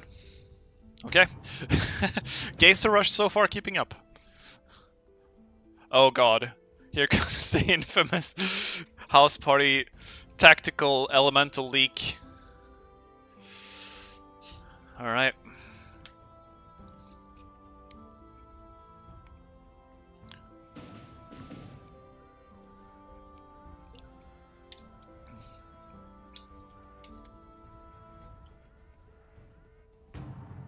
You might actually not take that, like, and also, like, this wave. Isn't this wave absolutely terrible for you?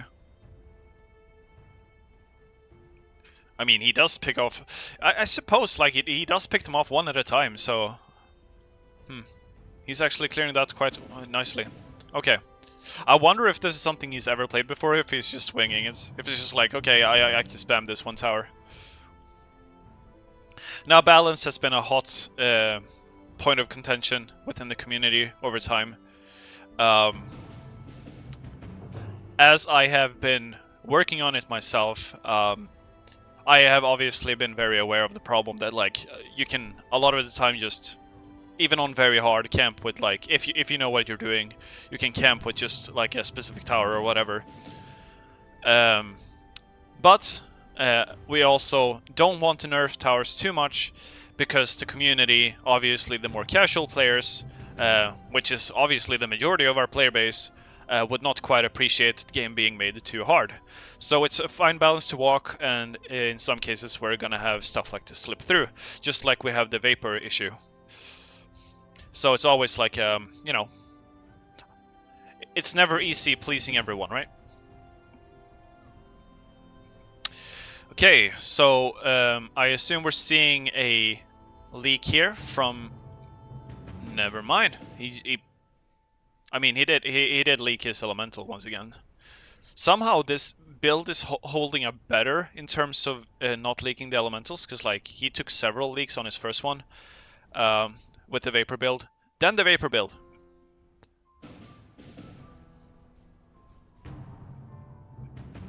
At least in this time bothering with spacing out his towers a bit, so that he won't get hit with every single curse on every single tower at the same time. Ooh, the curse actually made him leak one more time. That is rough. That one was not planned, that much I can say.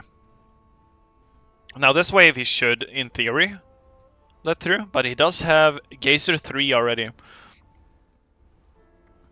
I'm sitting here, like, I get, you guys can't see me, but, like, I'm sitting here shaking my head that this is actually kind of working.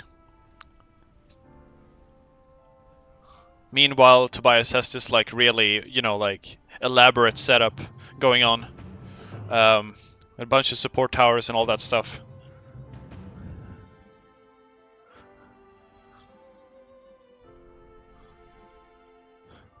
And House Party's just like, nope, I'm just playing one tower. Screw you. Not only that, he's playing one tower, leaking his elemental several times, and still being ahead on net worth. He is the king of greed and abuse. Look at that wave. Where did that wave go? No one knows. No one ever saw it. I didn't see it. I wasn't looking at that side.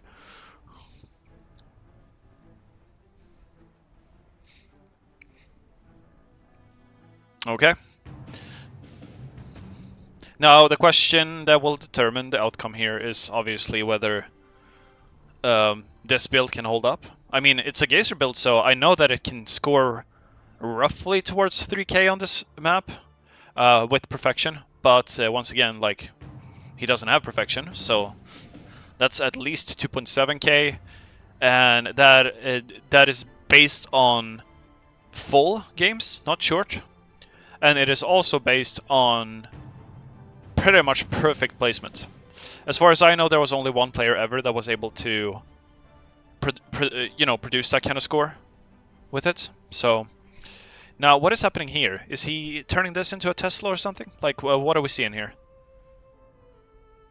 Why is there a Tesla here? Did he misclick? A single Tesla at this point seems so random.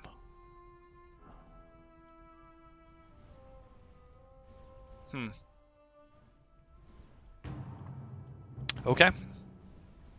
Well, obviously it helps with killing the elemental. There's no doubt about that. Just not quite sure. Didn't quite expect that one to come out. All right. So House Party fully committing to his geysers here. Probably gonna speed clear these waves quite efficiently. We're not seeing a nature wave for a while, so we're probably gonna for quite a while actually. It's 45. 45 is the next wave where we have nature. So he's going to be quite efficient for a bit here, and of course Tobias is going to keep up with his 6-element spam, or 6-element entrance camp rather. Tobias cancelling something there and rebuilding it after the interest, I suppose, I'm not sure. Actually placing down an extra ethereal here because he's worried, I guess, of being rushed. No, okay, so we're seeing another Tesla to counteract the earth wave, I suppose. This needs to be turned into a Tesla too, I think. Sooner rather than later.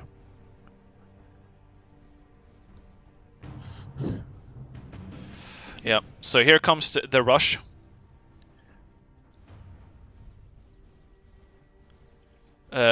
Because this is his power spike. He's basically sitting on the entrance with his towers. We're seeing the same thing again here. Tobias actually manually targeting his towers rather than selecting them and changing the target priority. I think he might be okay here, but he definitely has to watch out for the next couple of waves. Ooh, we're seeing Ethereal 2 even. Interesting, okay. This is dangerous. This wave might leak here. It's going to leak. He's taking a few leaks. That is really unfortunate. Okay.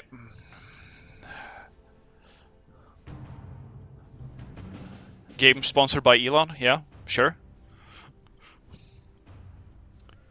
Oh, Tesla. Gotcha. Okay. Sorry, I'm a bit slow. A bit distracted. Okay. Anyway. We're seeing Tobias actually struggle a bit here. I don't think that Tobias is quite prepared for the potency of the Shees coming out from this end of the map. Also, he doesn't have a nuclear in this game, which means that this wave especially, like, it's really rough on him.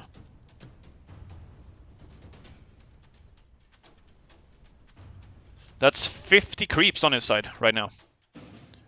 Here comes the first wave in a while, where House Party might actually see a bit of a slowdown in terms of clear speed. And meanwhile, we're seeing Tobias lose a lot of lives. A lot of lives. He's actually below House Party now in lives. I can't believe that this build that most likely House Party just pulled out of his hat for this game is seemingly putting enough pressure on Tobias to win. I mean, we've yet to see, like, look at this. Look at all these leaks.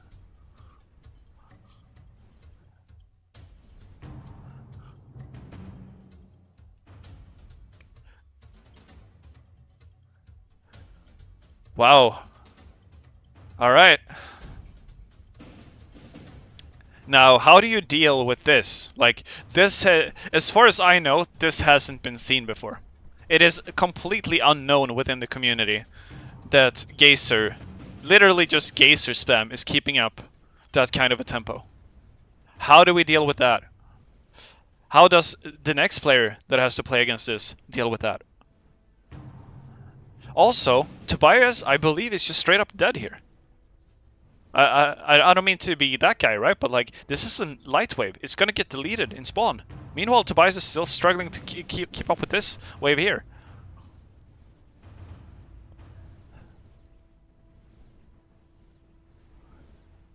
Okay. I'm actually curious here. So, the Tesla tree obviously putting up the most damage. That much is a given, pretty much.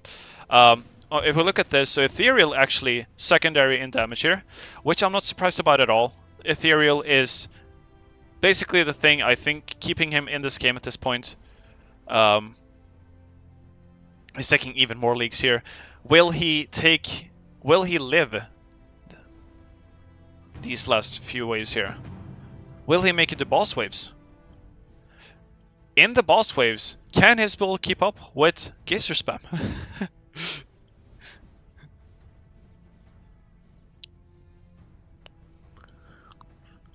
Okay.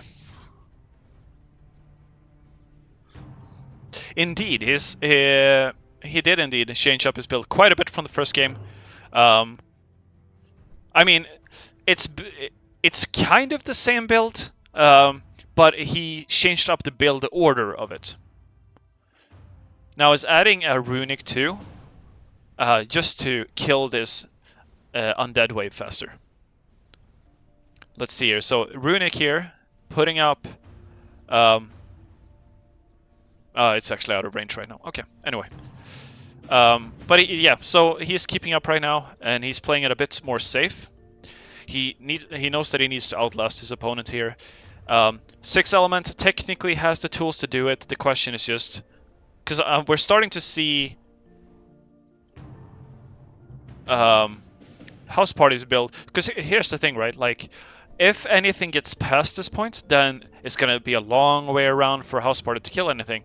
Meanwhile, Tobias's Teslas are shooting at the creeps literally the entire way around. So that might be what decides it. Can he spawn kill the boss waves? And if he can't, you know, it's going to be a bit of a struggle.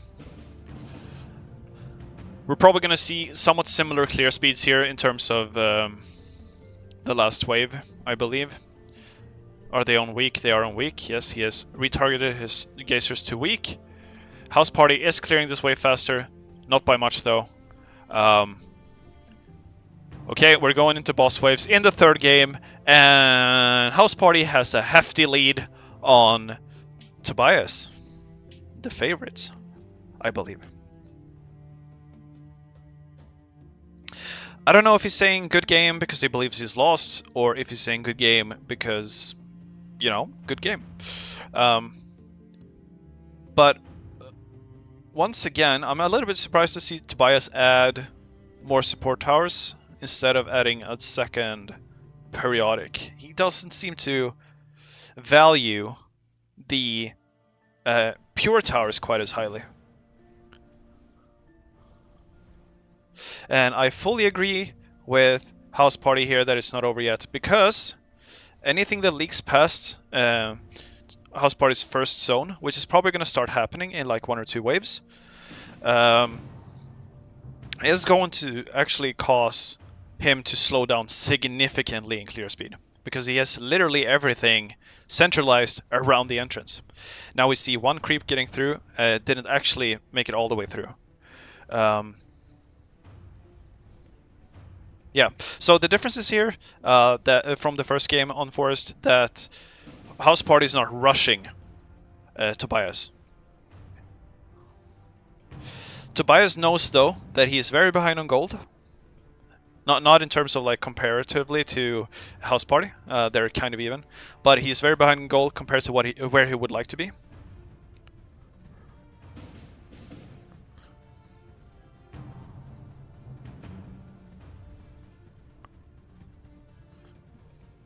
Actually, let me. Is it F9? I don't remember. F9. Here we go. We probably want that. So we hide this one instead. There we go. Okay, so we're seeing some leaks. No, sorry, they're not leaks yet, but we're seeing actually House Party starting to let creeps through, and his right side of his defense is not actually nearly as good. And another problem with having this happen now is that House Party is still trying to kill the creeps coming around the other way, while the next wave is coming through, right? So basically, he's leaking through more and more, and it's probably going to start compounding on him. And we might actually see Tobias sort of clutch this one out, just on account of the placement here, because he didn't successfully manage to rush Tobias out, and therefore, yeah. Let's see what happens here. We're seeing House Party take some leaks here, quite a few leaks in fact.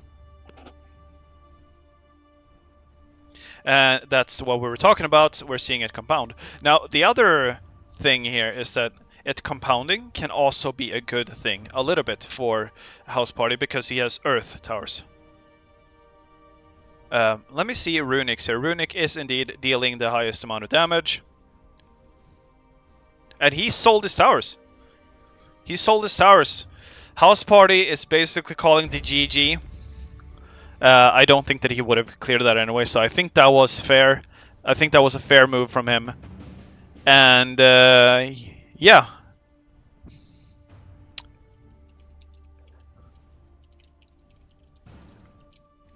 Okay.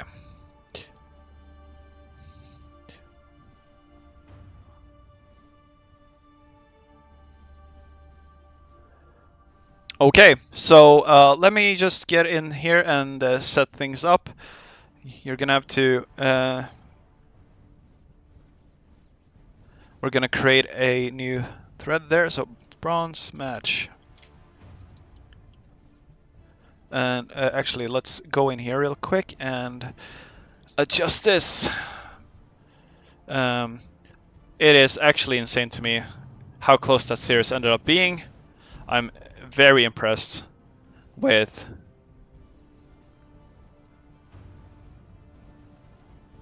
Oh, did I not? I did. Yeah, here we go. Now it's updating. Okay, cool. So it's actually that way. Okay.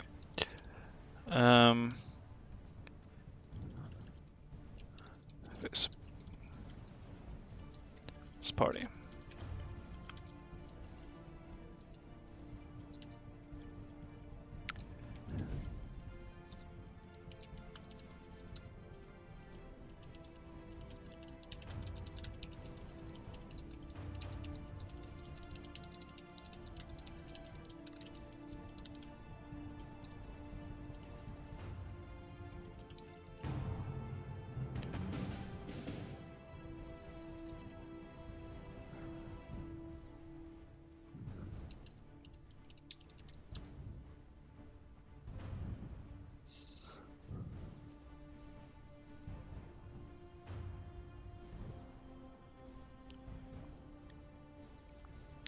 Okay, so I'm trying to reach out to OP Facebooker and House Party here to see if we can get the bronze match going.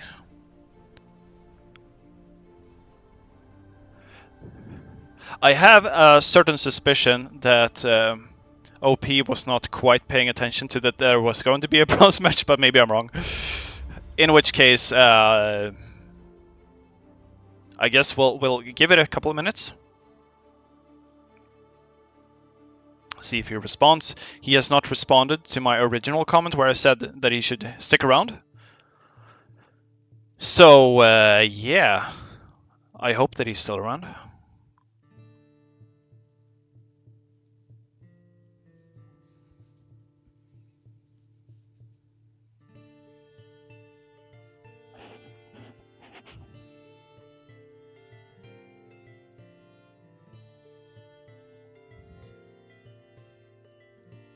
That was a really good set, though. I'm very impressed with both players and their performance. I'm really happy that we got a game 3 out of that. I'm hoping for a game 3 in both the bronze match and the finals here as well. But that's half the day done with. see if we have anything going on here in the chat. Well, actually, right. The delay on the stream is so much, in fact, that the game hasn't even ended for you guys yet.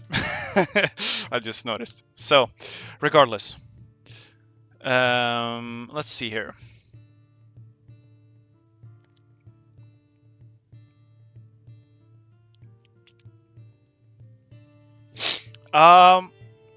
We could probably try that, yeah. So Grolsch is basically suggesting that if face OP isn't around, we would do the finals first. It's a little bit weird. It's slightly weird to have the finals before the bronze match. I don't know if anyone wants to stick around for the bronze match at that point. We'll see.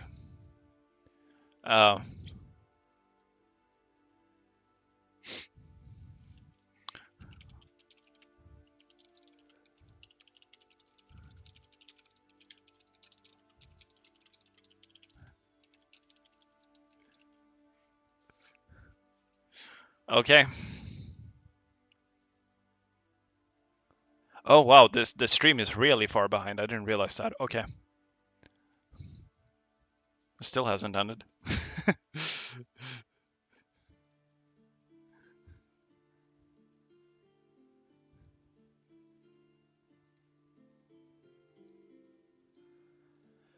Oh god. All right. Giving it.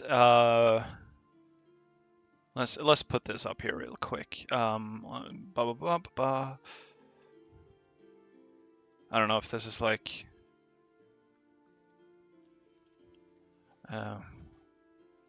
Back shortly.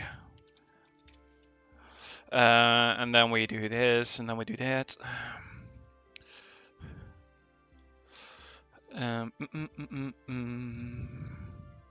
Okay, that's gonna bother me. Let me just adjust that real quick. Cool. Now, I'm gonna give him a couple of minutes to Tobias still sticking up for it. Okay. I'm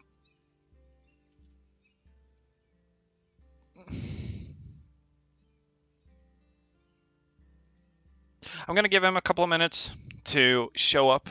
If he doesn't show up, I suppose he forfeits the game, and unfortunately, but it is what it is. I let him know over an hour ago, I believe it is at this point, and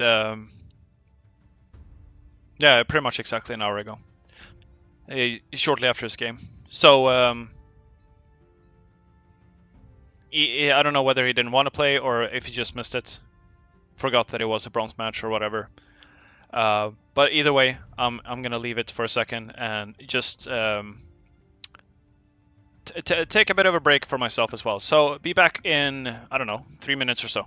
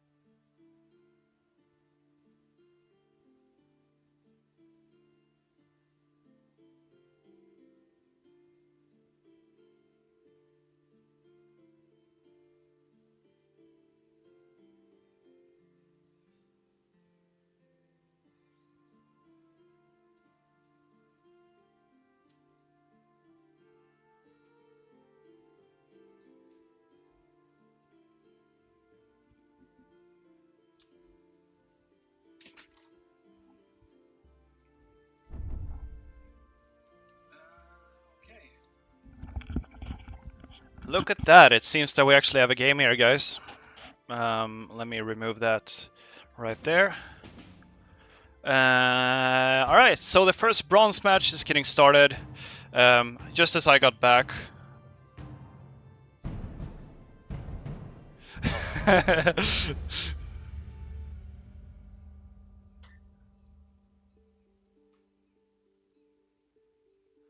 Okay, so we're seeing Temple for the first time. That's exciting. I do like myself some Temple games. Alright. I'm glad that the bronze match is happening. Now, I don't believe that OP Facebooker was watching these games. So,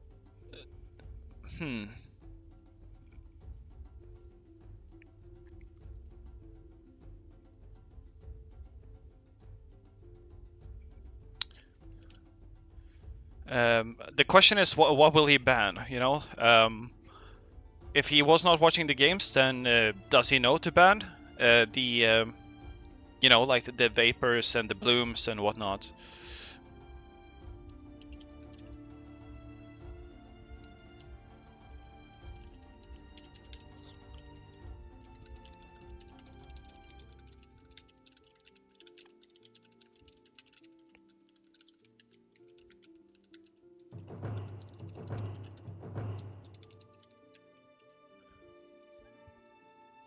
All right, so OP going, I suppose solar, yeah, solar disease, I suppose. Very interesting positioning, not making use of half of his range. We did see some, I would argue, questionable positioning from OP in the last game, or in the last set of games. He did not ban Vapor, so obviously that's what we're going to see. We might actually see very short games here in the bronze match, just on account of him not having watched the games. Alright, so this is obviously the hot spot on Temple. Getting to stack the creeps up like this does a great deal of damage.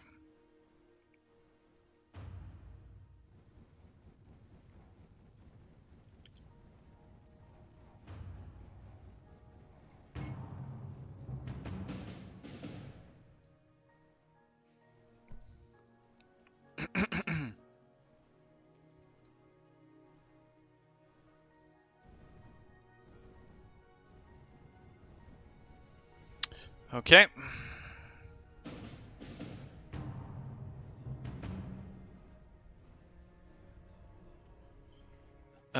Yeah, not much to say about the setup so far. Of course, House Party is going to be playing roughly what we know him to play. Meanwhile, Facebooker might do things that we don't expect. I don't think we saw him play Solar Tower a single time in the previous set of games. Of course, they got what's it called? They got the tropical map twice, so that obviously had something to do with it. And yeah.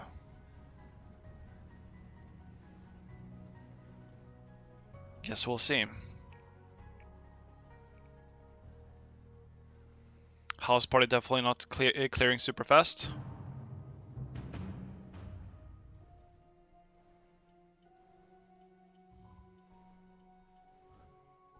Just yet. Okay, so we're seeing a light pick here. I think this is like infamously. I don't know if he's gonna stick with this this set of elements here. Oh, he actually took a leak before that I missed. Interesting. Anyway, I'm not sure if he's gonna stick with this set of elements. But one thing to keep in mind here. Or rather, one thing to point out here is that like this set of 4 elements is actually, I believe, like infamously the worst 4 element build in the game. Like the debuffs you get with it and the towers that you get with it, like they kind of just don't stack or work together very well. It is just one of those like doomed setups almost of elements. So it has never been a build in this game. Probably never will be a build in this game. Unless he proves me wrong right now. Because I do believe that this is the Life Alter build. You'll have to excuse my my doubt here, because I haven't played this game in quite a while at this point. But I'm pretty sure that this is the Life Alter setup. In which case, and before you ask, no, I cannot see the tower table. I think that was disabled due to a bug.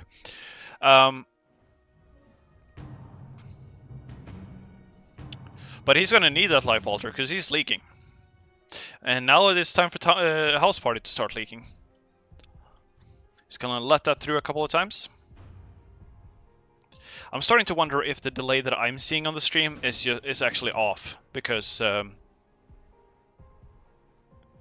like what I'm seeing is like, I don't know, like 10 minutes behind or something, and I don't believe that's the case. Regardless, doesn't matter. I can try to update the page, I suppose. Let's see what happens if I do that.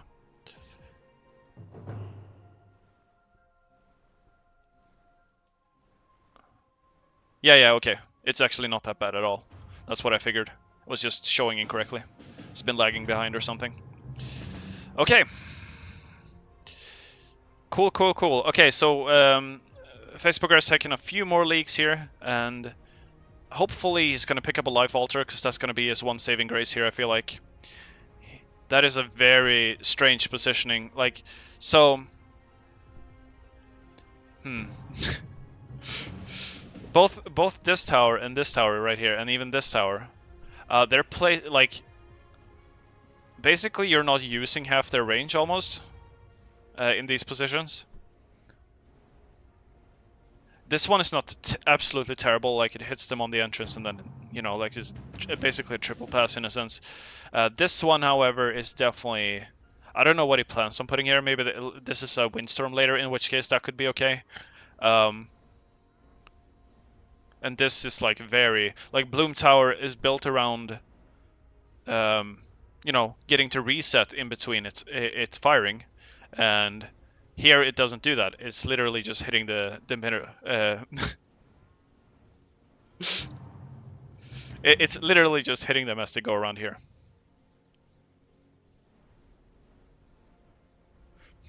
Yeah, no, I do believe that this is actually like infamously the worst build in the game. Like, at least as far as I like, we have, you know, like once upon a time when we did like, you know, balance testing at you know, like, and we were doing like benchmarks for each of the builds. This build was one of those, and also of course when we were setting up and designing quads, this build in particular was one where we were like, this is just doomed. Like, what do you do with this one? Like, it just doesn't work well together. And so, yeah, no, I do believe that this is probably the worst build in the game. Of course, you're not going to notice that like super hard here in the beginning, because it has decent duels to keep up, but it's going to fall off pretty hard. Is what I'm expecting to see here.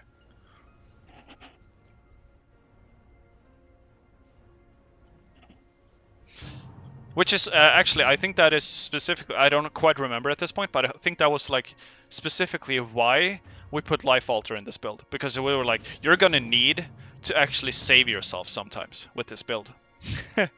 So yeah, no, I think that yeah.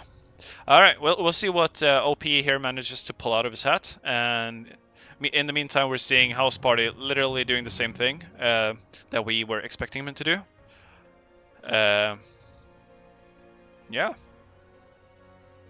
This is a very good map for Solar, though, if he actually picks up on that, if he goes for Solars. But yeah, this Bloom positioning is absolutely terrible. I hope that he makes a Nova out of this or something. No, he won't make a Nova out of it, probably, because this is Bloom 2 now. This doesn't get to reset. It's literally hitting once as they're going through in the center. It is a little bit painful to watch, I'm not gonna lie, but this player is still like way more interesting to watch than House Party. at the moment. No offense, but like I already know what House Party's doing. He's sitting over here with his vapors. But yeah, we might actually see the game end here pretty soon. Another thing that OP is not managing to do is get his triples up in time. So he's leaking quite a bit here, and probably not just quite a bit. I believe he might be leaking too much. Yep, that might be the game right there. Ooh, yep. No, he lives with one life. One life. Oh my lord. Okay.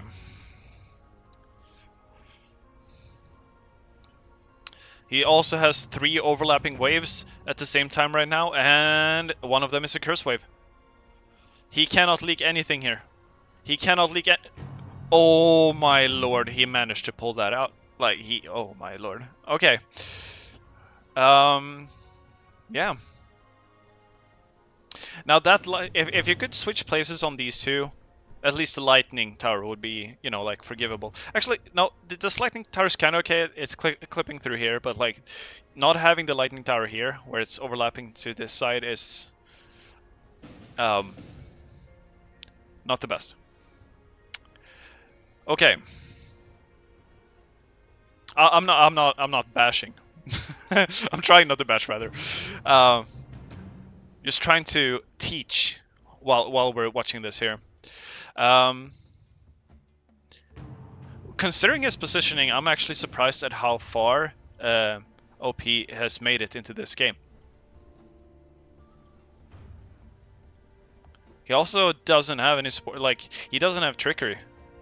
He hasn't built a single trickery so far. He doesn't have. He has 1 jinx up front here, but kind of, I don't know, randomly in a sense. The jinx would technically make more sense on this end because the jinx would. Wait, does he have them on front? Oof.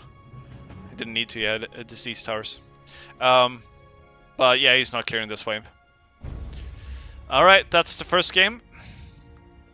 Going to House Party.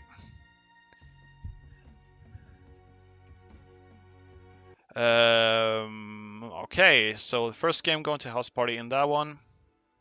See here, poof, submit. And now it's House Party's turn to host. And we're gonna see. I would expect, now that we have played a game here, I would expect OP to actually ban Vapor.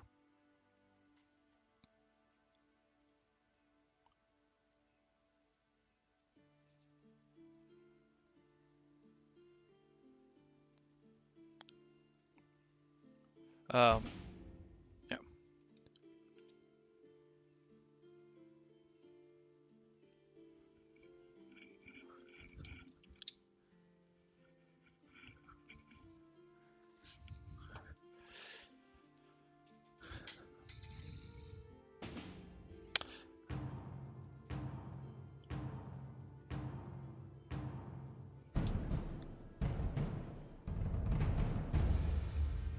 Okay, but let's see if OP can put up a fight here, and we're seeing Desert for this next game here.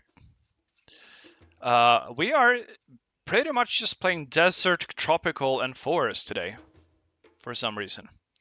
Can we get to see some other maps? How do we feel about that? Maybe a cave? I don't know, a space? Wasteland? Although, admittedly, I think that, you know, Wasteland and Cave are 2 maps that people don't really enjoy.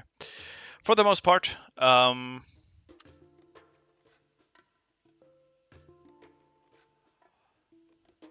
we seeing a Vapor ban here is the question. Or will House Party get to do the exact same thing once again and claim the 3rd position? 3rd place in the tournament.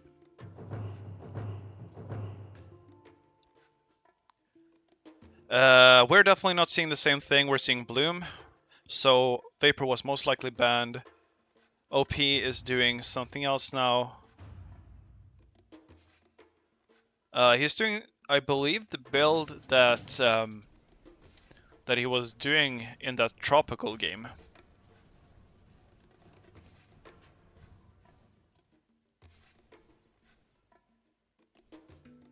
In the second tropical game of the semifinals. So we're seeing a Bloom build finally. Bloom was finally allowed to pass through the ban phase.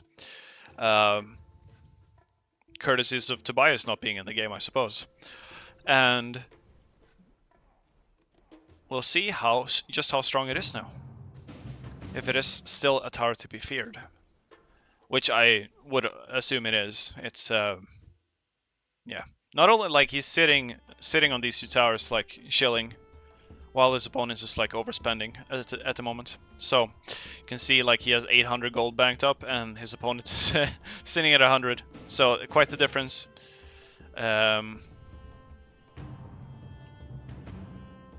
Desert, one of the last, one of the OG maps that actually got remade some time ago. Or not remade per se, but basically these slots here were added out on these edges here. And this bit here, or these parts of the map here, they were shortened. So basically I believe the path length is roughly 5 seconds shorter than it used to be, because this map used to be kind of like Wasteland, a slogfest, very slow, played very slow, and no one was really enjoying playing Desert. Now it's a bit more punishing. If you don't kill them while they're in the center, you're gonna, in many cases, leak. Bloom 2 already, most likely coming out here. Well, actually, he can't afford it, because he built a light 2. Alright. Means he's gonna kill this wave slightly slower. Gonna give OP a chance to catch up here. That was a very strong clear. Like these Earth Towers are doing work. They might need to become something else though in the next. Ooh. House Party actually taking the first leak in this game. Interesting. Okay.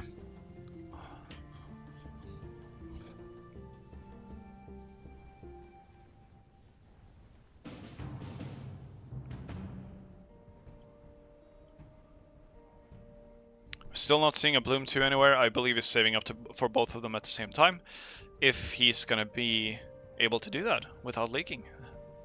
Although he has already leaked, so I guess that's a non-issue. Yeah, okay, he's fine on this wave.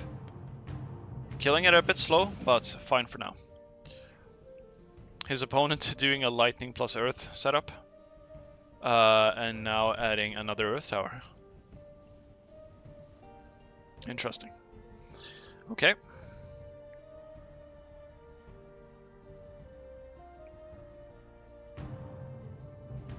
Pretty much clearing the wave there at equal speeds. OP is one of those players that plays a two-path map and does not equally distribute his defense to both lanes. He's catering more towards one lane than the other.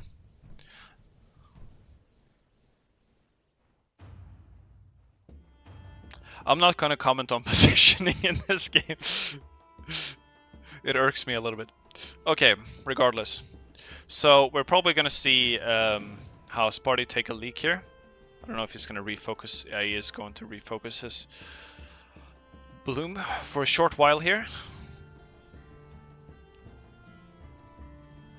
OP apparently leaked his Elemental too.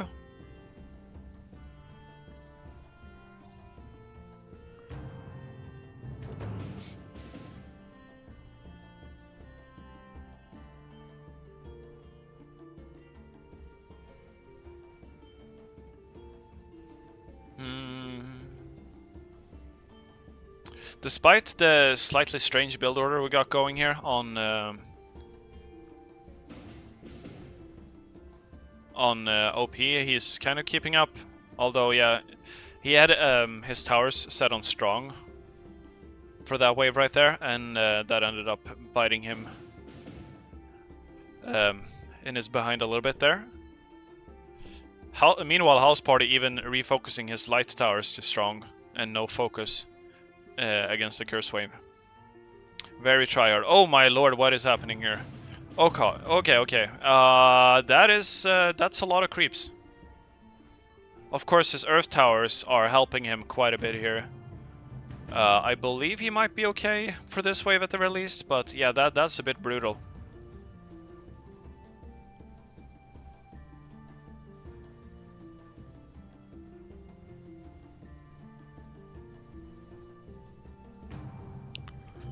Yep. Okay, I believe that's the game.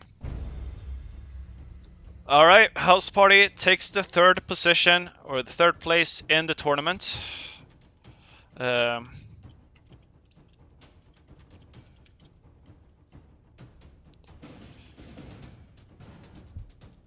and that means that we are actually on to the finals.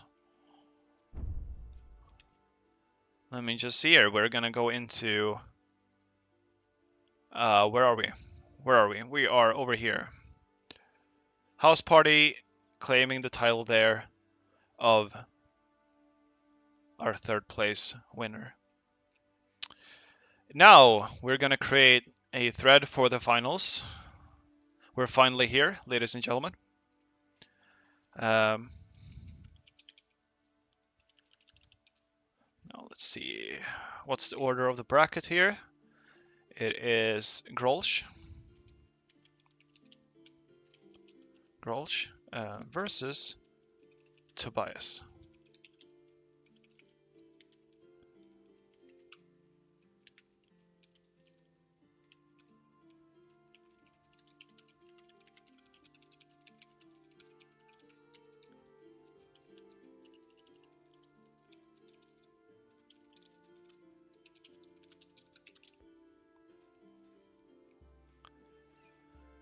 Okay, let's see here. Now, hopefully Grolsch has been paying attention along the way here and is planning on banning all the quads in the game.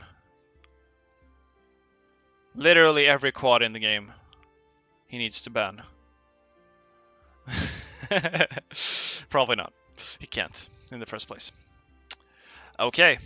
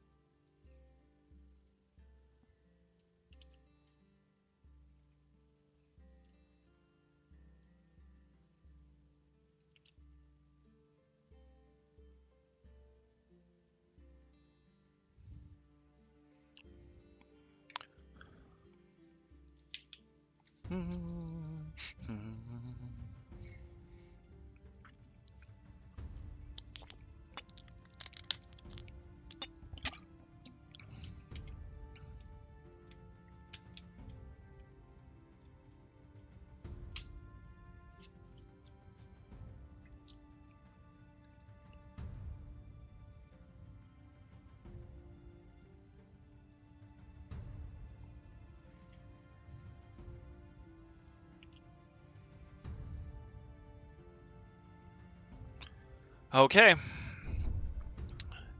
It looks like we have the finals ready to go.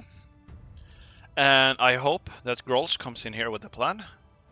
I don't know how familiar Tobias is with Grolsch either, so I'm not sure if he was watching the earlier games. So we might be seeing some random blind bans here.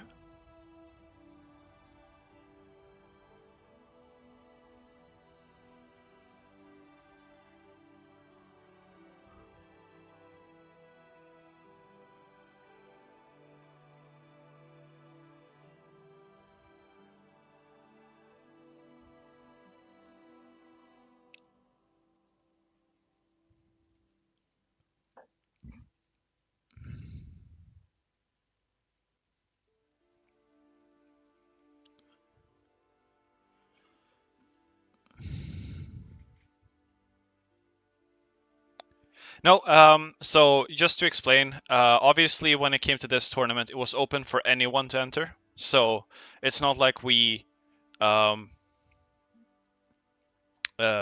we only have absolute star players in here.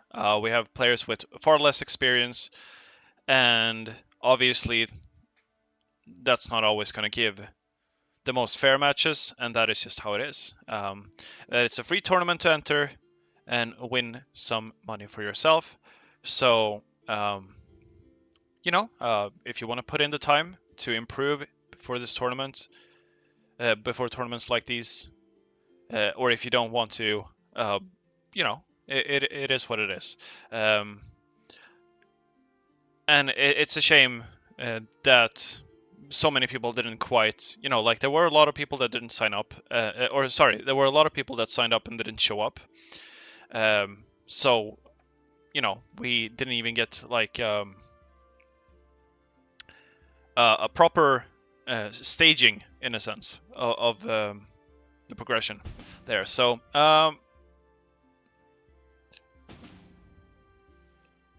in some cases, we're seeing some less experienced players even this far into the tournament.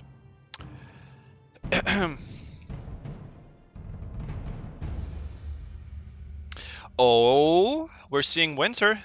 It's a winter game. Okay.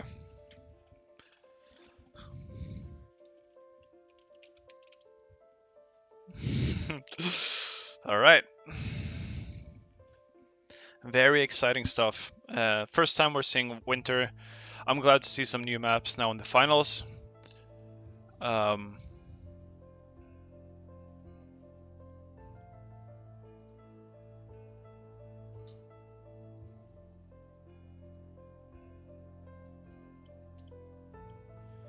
Once again, it's going to be interesting to see what they choose to play with here. The bans are a little bit. I feel like maybe random in this case. We'll see.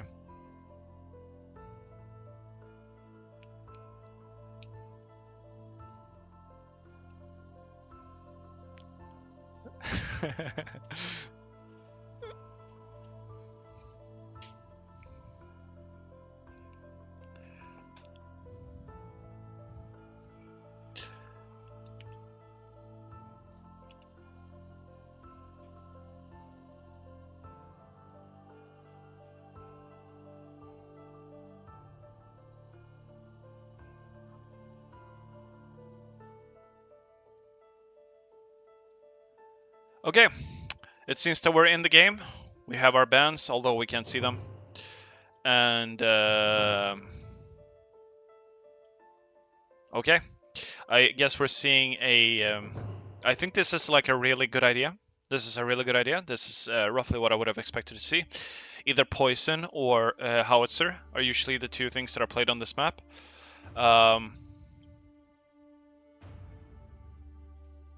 And we're definitely seeing the howitzer build coming through here for Grolsch, while we're seeing one, two.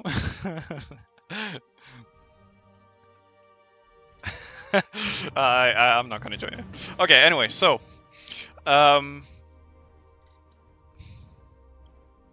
seeing a solar build coming through here, I'm wondering. That would be interesting to see for sure. I have a suspicion what Tobias is going to play here. I think we're actually going to get to see God, my brain right now. We're going to get to see an Archdruid build, probably. Maybe. We'll see. Meanwhile, we have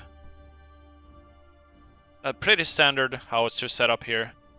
Probably going to add dark towers in these slots here to overlap with the lanes. Well, not quite in the corner apparently, but we do have a dark tower here. So on this end, he leaked one? He actually leaked a creep already. Interesting. Okay, tried to greed a little bit too hard, apparently, and ended up taking an extra leak. Okay, so this actually ended up becoming upgraded into a howitzer, and it is within the range of the blacksmith. Now, howitzer is really mean on this map, not just because of, Howitzer's a strong tower on its own, but on this map it has like the highest uptime pretty much, aside from Impulse or Astral. And neither one of those towers are usually played that much here, unless you're playing Poison, of course, for the Astral. And here we go. Here's the Poison. Poison is out. But I don't believe this is going to be a Poison build by any means. I think this is just Tobias's build up into his normal 6 LA strat.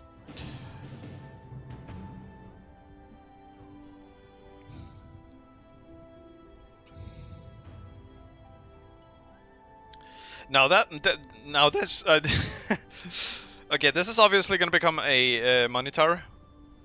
Did not expect to see it an Atom there at this point, especially not before a wave where he is weak to the wave. Like his main damage source is Howitzers. This is a nature bulky wave.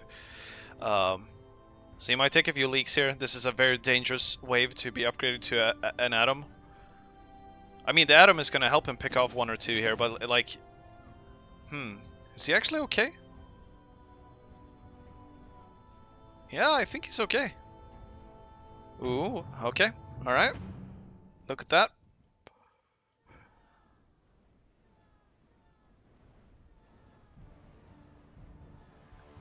In theory, that should not have worked, but once again, it is what it is. Okay. This wave, however, he's struggling with because he was not shooting them on the outside. On the outer lap, because he was dealing with that wave before in a very slow manner.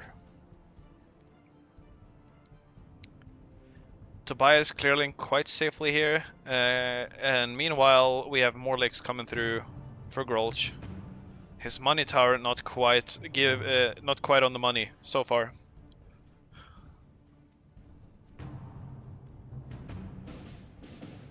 I do enjoy seeing the money tower come through though. We do know that like... Wait. What is this?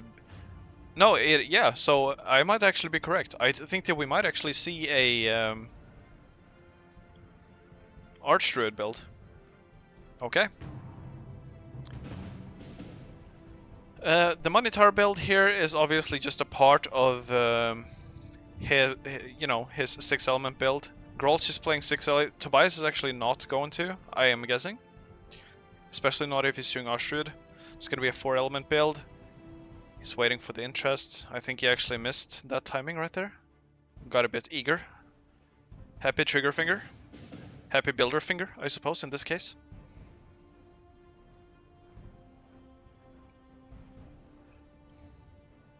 Oh, he upgraded this one instead. Yeah, so this is going to be the Archdruid tower, most likely.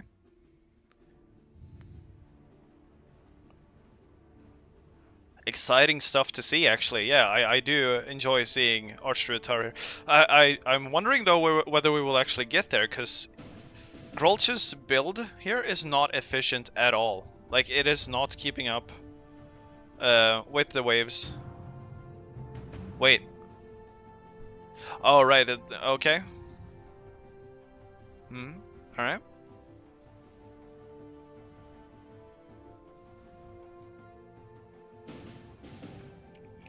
Now, how do you... So, basically, you obviously play Impulse Towers with Well 2. That much is certain. Grolsch still staying in this game. And... Actually, I'm not sure... oh, I can see that here. So, he's so far earned 78 gold with that money tower. It's nothing to write home about just yet. But it will obviously help him long term. And here comes Tobias's Well 2. I can't imagine that Tobias is happy about his 1 leak, but he's probably happy about the general situation of the game, regardless.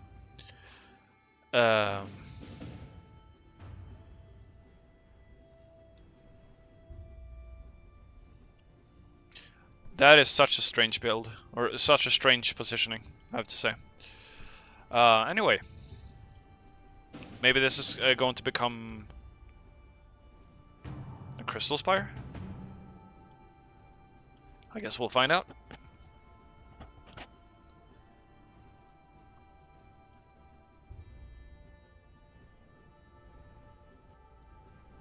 Still a little bit surprised to not see the well 2s come through here, as opposed to Jinx. Here we go. Here's the first well 2. Here's gonna be the second. Well, sorry, I was on the wrong person, so actually I can't afford it. Just yet.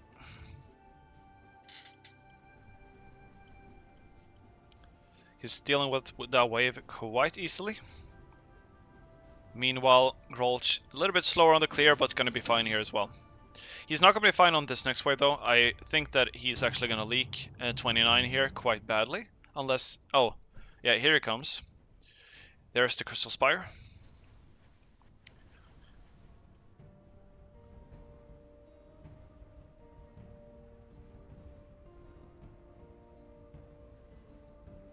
Tobias clearing that one convincingly. Meanwhile, yeah, he is indeed leaking this wave badly. He did not have the damage to deal with that. Also, his money tower so far is giving him 150 gold. It's not even a single at this point. Oh, this is brutal. This is very brutal for him right now.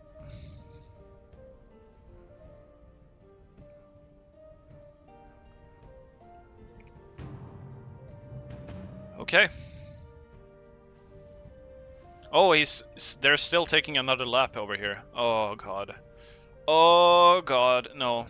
Okay. That one actually leaked twice. Okay. Now hopefully Grolsch can stabilize a little bit. That's what I want to see. Tobias, on the other hand, is just about to upgrade his second poison tower into a corrosion right there. And he's looking very stable. Only took that one accidental leak at the beginning of the game. And since then, we have not seen any doubts in terms of his setup at all. He's obviously having to overspend just a little bit here. I don't, like, once again, I'm pretty sure that these towers will end up becoming Archdruids. I believe that at this point, he might be able to sit on his gold and get the gold for those Archdruids. This setup should be sufficient to keep him in the game for long enough to get them up. Now, assuming that's what he's doing, of course. Who knows, right? I'm just guessing over here. Actually, is Grolsch fine here? Will he live this? Yeah, he's gonna live this wave. Oh, Crystal Spire. It's so strong. It's ridiculously strong. Okay. And as expected, Tobias still sitting on his gold here. Once he hits 4.2k, it's gonna be on the next wave. We're gonna see the first Archdruid maybe, unless he deems that he is able to take an extra interest or two here during the wave break and still kill the elemental, in which case he will do that and hopefully get the second Archdruid up at a better timing as well.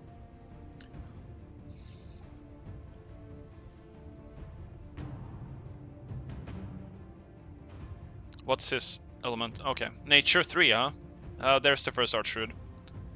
Okay. Look at that, I called this strategy right from the start of the game. Alright.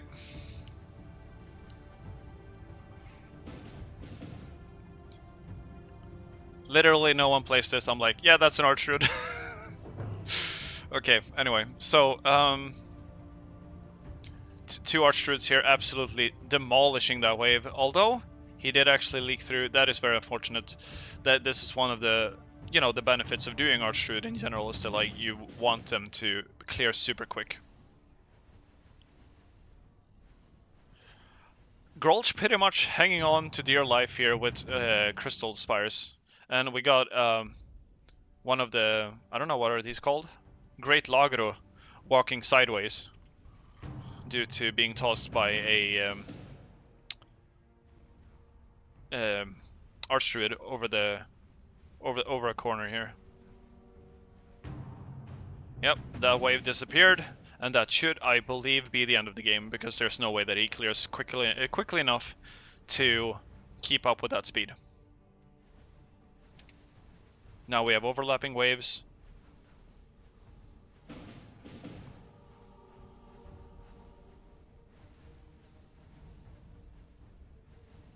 Yep, There it is. All right, first game of the finals goes to Tobias with an Archdruid build. Quite amazing. Always interesting to see stuff like that. Okay, let's see here. So we got the first game there.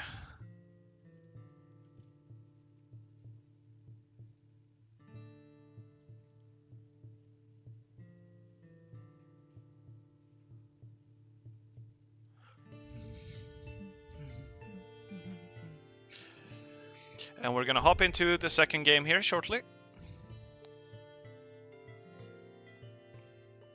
And will this be the decider? Is Tobias actually taking the first spot in this tournament too? Is he the crowned champion of both pick and random? That is the question that we're about to answer.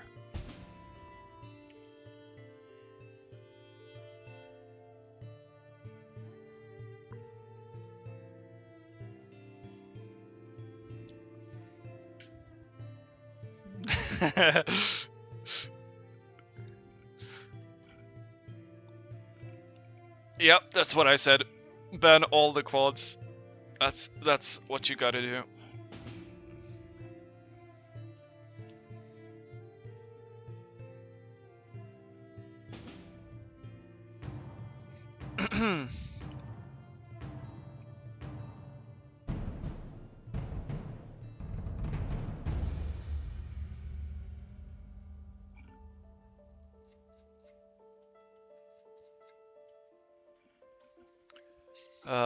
Where is there it is. Oh, it's winter again. Oh god. Okay. Didn't even notice that because I had something happening in real life. Okay, so winner again. What will he ban? Is it worth banning Archdruid Tower? We don't really know yet, right? Because like we didn't really see that game play out. So how does it fare in the later stages of the game? I mean, I personally know that question, but or rather, I know the answer to that question. But does Grolsch? Because I've played against Archdruid.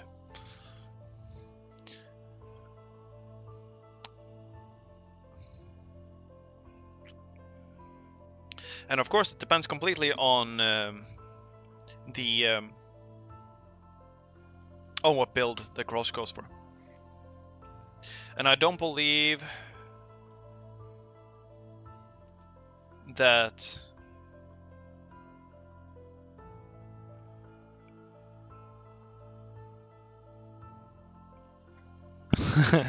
yeah, I kind of suspected that was going to happen. I don't believe that the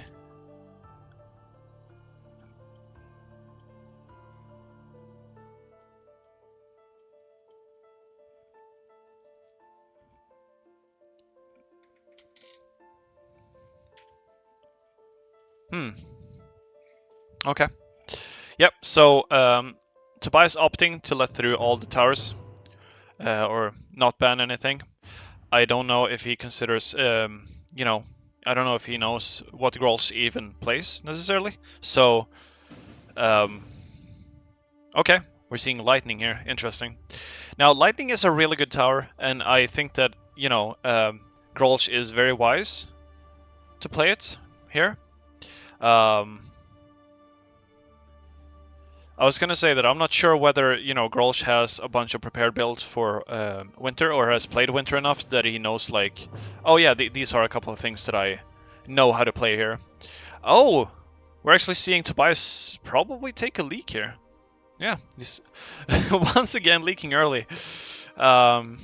Interestingly enough, I think Tobias might be trying something. I guess we'll find out.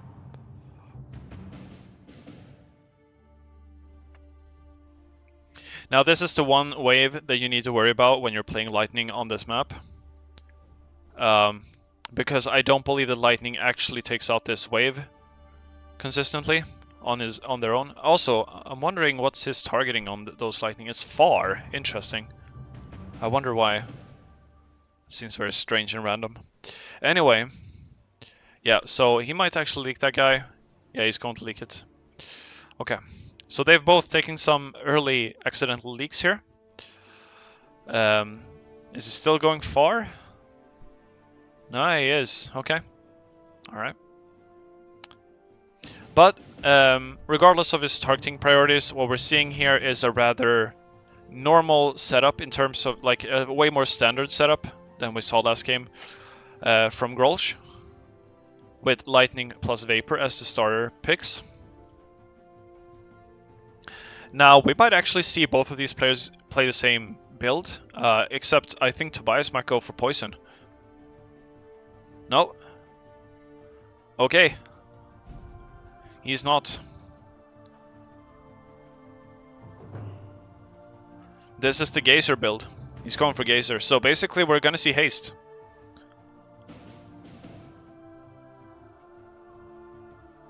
Assuming that it was not banned.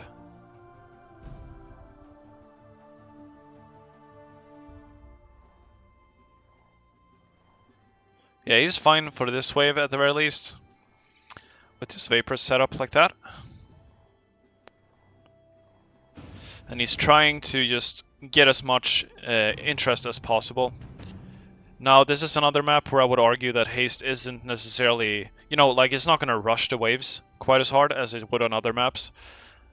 Once again, Haste is never bad, and it's definitely going to kill wave 18 very quickly. I don't know if it's going to be quick enough. I know that he's very aware that he's behind on gold right here, and that is actually going to cause him to not kill this wave quite as quickly as he would have otherwise. Because he should have had haste on both ends on this wave. Meanwhile, Grolsch keeping up. I believe getting an early triple soon, or not. I don't know what is happening here. Let me see his gold here. So what are we doing? He has 600 gold. He's the trickery there. I mean, I think he should be fine. These next two waves should not be a problem for his build. So he can probably sit on that gold for a bit. Not quite covering all four towers with his trickery there, but I don't think that was possible with his setup anyway.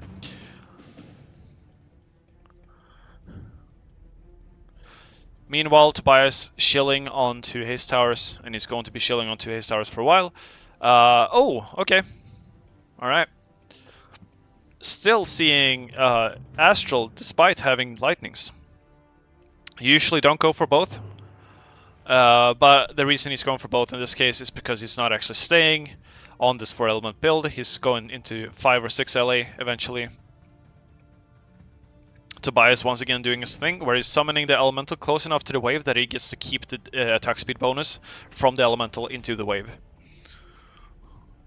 I don't know how much of a difference it makes. If we compare the damage on this wave compared to the other one, yeah, it's a little bit more. So it does help the tower ramp up a little bit, but here you can see that, you know, like haste is not quite going as crazy as you would want to. Here, however, we're gonna see a wave deleted. And that's not good, because this is an earth wave coming up. And yeah, what does Grolsch have as an answer to this? He needs this one. Yeah. I was gonna say you need this one to be a corrosion, but you know, Windstorm certainly does some work as well. I don't think it does enough though, but he's not gonna die from this. They're probably gonna equalize a little bit in lives now. Actually, Grolsch falling below. Okay. All right. On this end, kind of a standard. Okay, so both of them are actually up to 5 LE at this point. 5 LE builds. Of course, Winter infamously being like the most difficult map in the game to play, or one of them. Autumn, probably the other one. Space can... I don't know where people play Space, but I think that Space can be pretty difficult as well.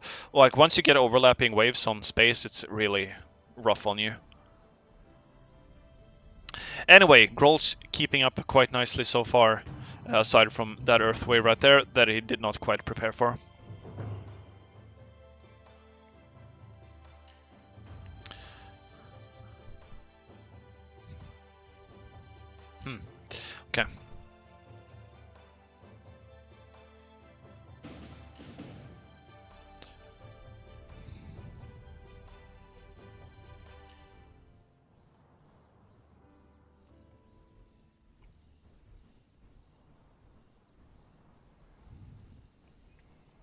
Clearing quite convincingly there, and we're seeing well towers on both sides on Tobias' defense. How are we doing on the interest game here? We're actually very equal or very even. Grohl's definitely a bit behind at this point. Picking up an ethereal, which I assume is going to turn into a another tower down the line. I don't know which tower that's going to be.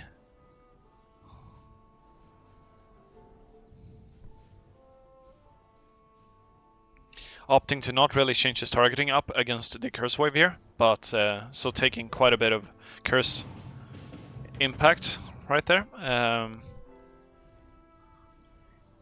But he's definitely, his build this time is a little bit like more solid in general, like it's going to keep up quite nicely for the foreseeable future.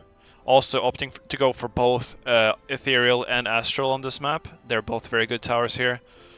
And I see no issues coming up, at least until maybe wave 33 or 34.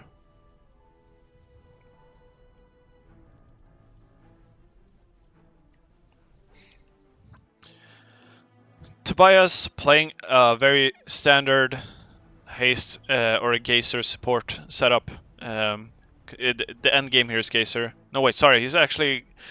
Excuse me. No, he's not going geyser because. Oh, he's leaking. Look at that. Taking a few leaks here because he was trying to save up gold. Okay. Both players, in Tobias's case, I really feel like he's greeding too much. But yeah, we'll see where this goes.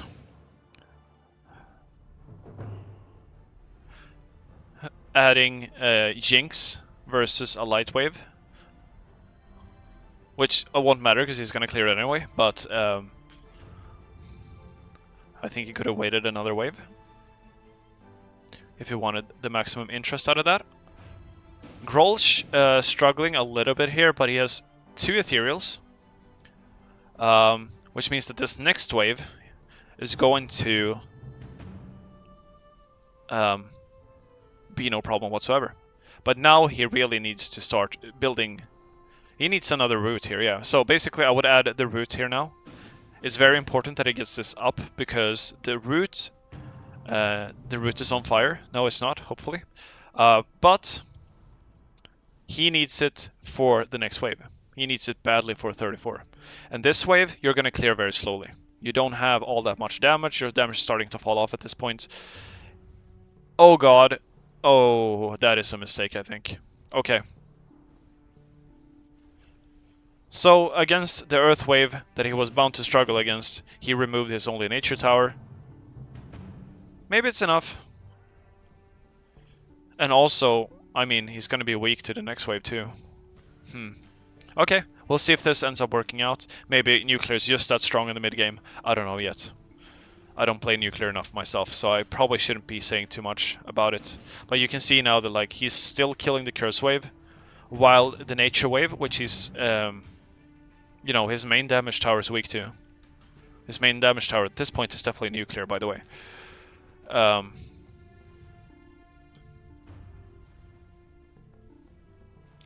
He might be able to make it out of this without leaking. Yeah, he did. Okay, cool. Alright, that worked out for you. I'm happy for you. Okay, so we once again have Archdruids up. Okay. Did not predict it this time. I guess Archdruid, the haste build up into Archdruid is probably better. It's just that he couldn't do it last time because haste was banned. But why bother banning haste on winter? It's not that strong anyway.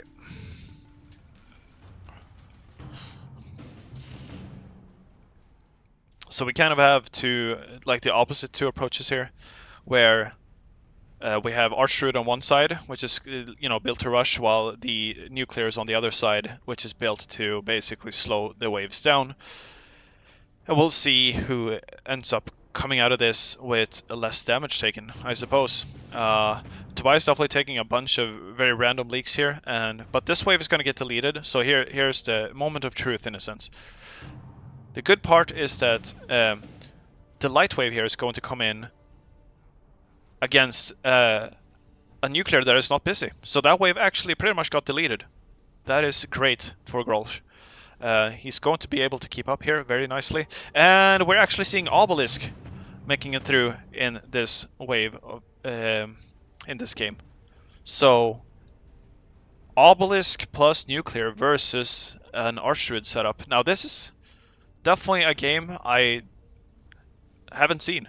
I haven't seen these two things face off before.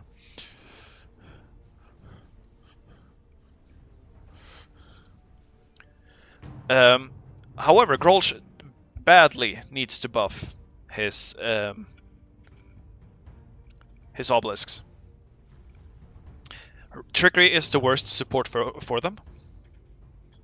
So yeah, and also now we're gonna see obelisks coming through on a shielded wave, and that is not good. Like, obelisk does not do well against this. Okay.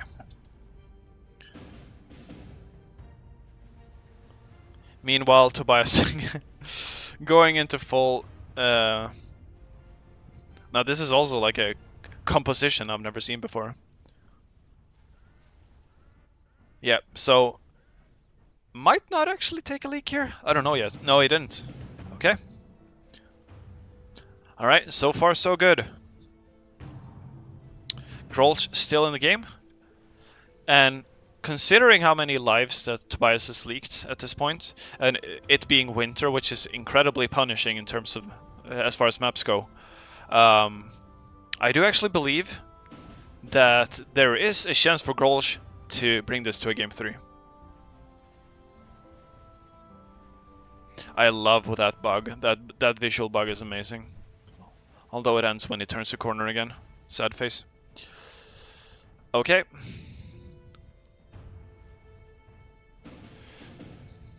Okay. Grolsch actually going for Ethereal 2, which will help him keep up better on waves that he's behind on.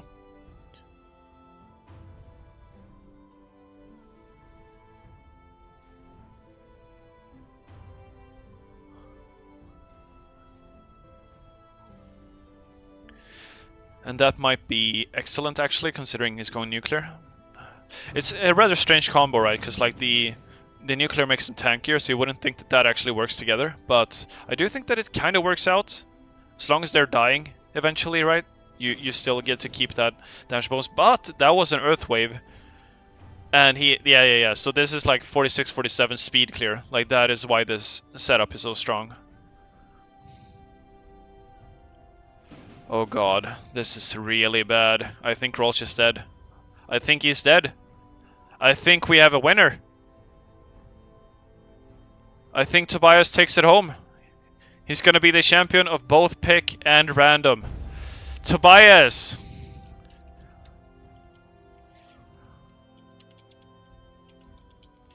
Tobias! Winning! Once again. His second tournament organized by Element Studios. What a treat to see. And yeah, can't say it wasn't unexpected, but with that said, House Party certainly gave him a run for his money and almost got him in the semifinal there. Yeah. Wow, what a game. Now, we are probably going to end the stream somewhat shortly here. Let's see here.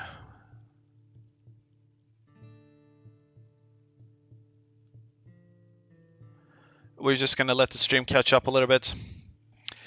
I guess this is an opportunity for me to say thank you to everyone who tuned in, and thank you to all the participants who has, it's been excellent sportsmanship. It's been a good attitude, a good vibe, and it's always fun to organize these events. And while we are focused on Axon TD right now, as you all well know, hopefully, I would like to come back and host events like this in the future again. We'll see whether that happens or not. And with that in mind, if you are someone who is interested in our new game, don't forget to subscribe to our YouTube channel. And yeah, once again, thank you to everyone, and congrats to Tobias taking the first place in this tournament, and also congrats to Krolch for taking the second place in this tournament, and to House Party 420 for taking the third place.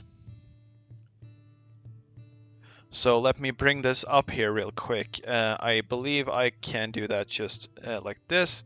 Let's see here. We do a window capture, I suppose. We can even do a display capture, I suppose. Display capture, display to, whatever. Cool. Then we overlay this for a second. And hopefully that should show up on the stream. Indeed it does. So, this is the final bracket right there. Tobias getting his second win here. I don't know, can we see here? Fourth. OP Facebooker, yeah. I don't know what says 2-0 Tobias or 4-0 Tobias. It's kind of weird. It's definitely... Oh, yeah, total matches, of course. Total matches. Yep, alright. Yeah, so these are the end results. And I'm super stoked to have gotten to share this experience with you all. And I hope you all have a great time. And until next time. Oh, by the way, tomorrow we will be... I'm going to plug this at the end here, so bear with me.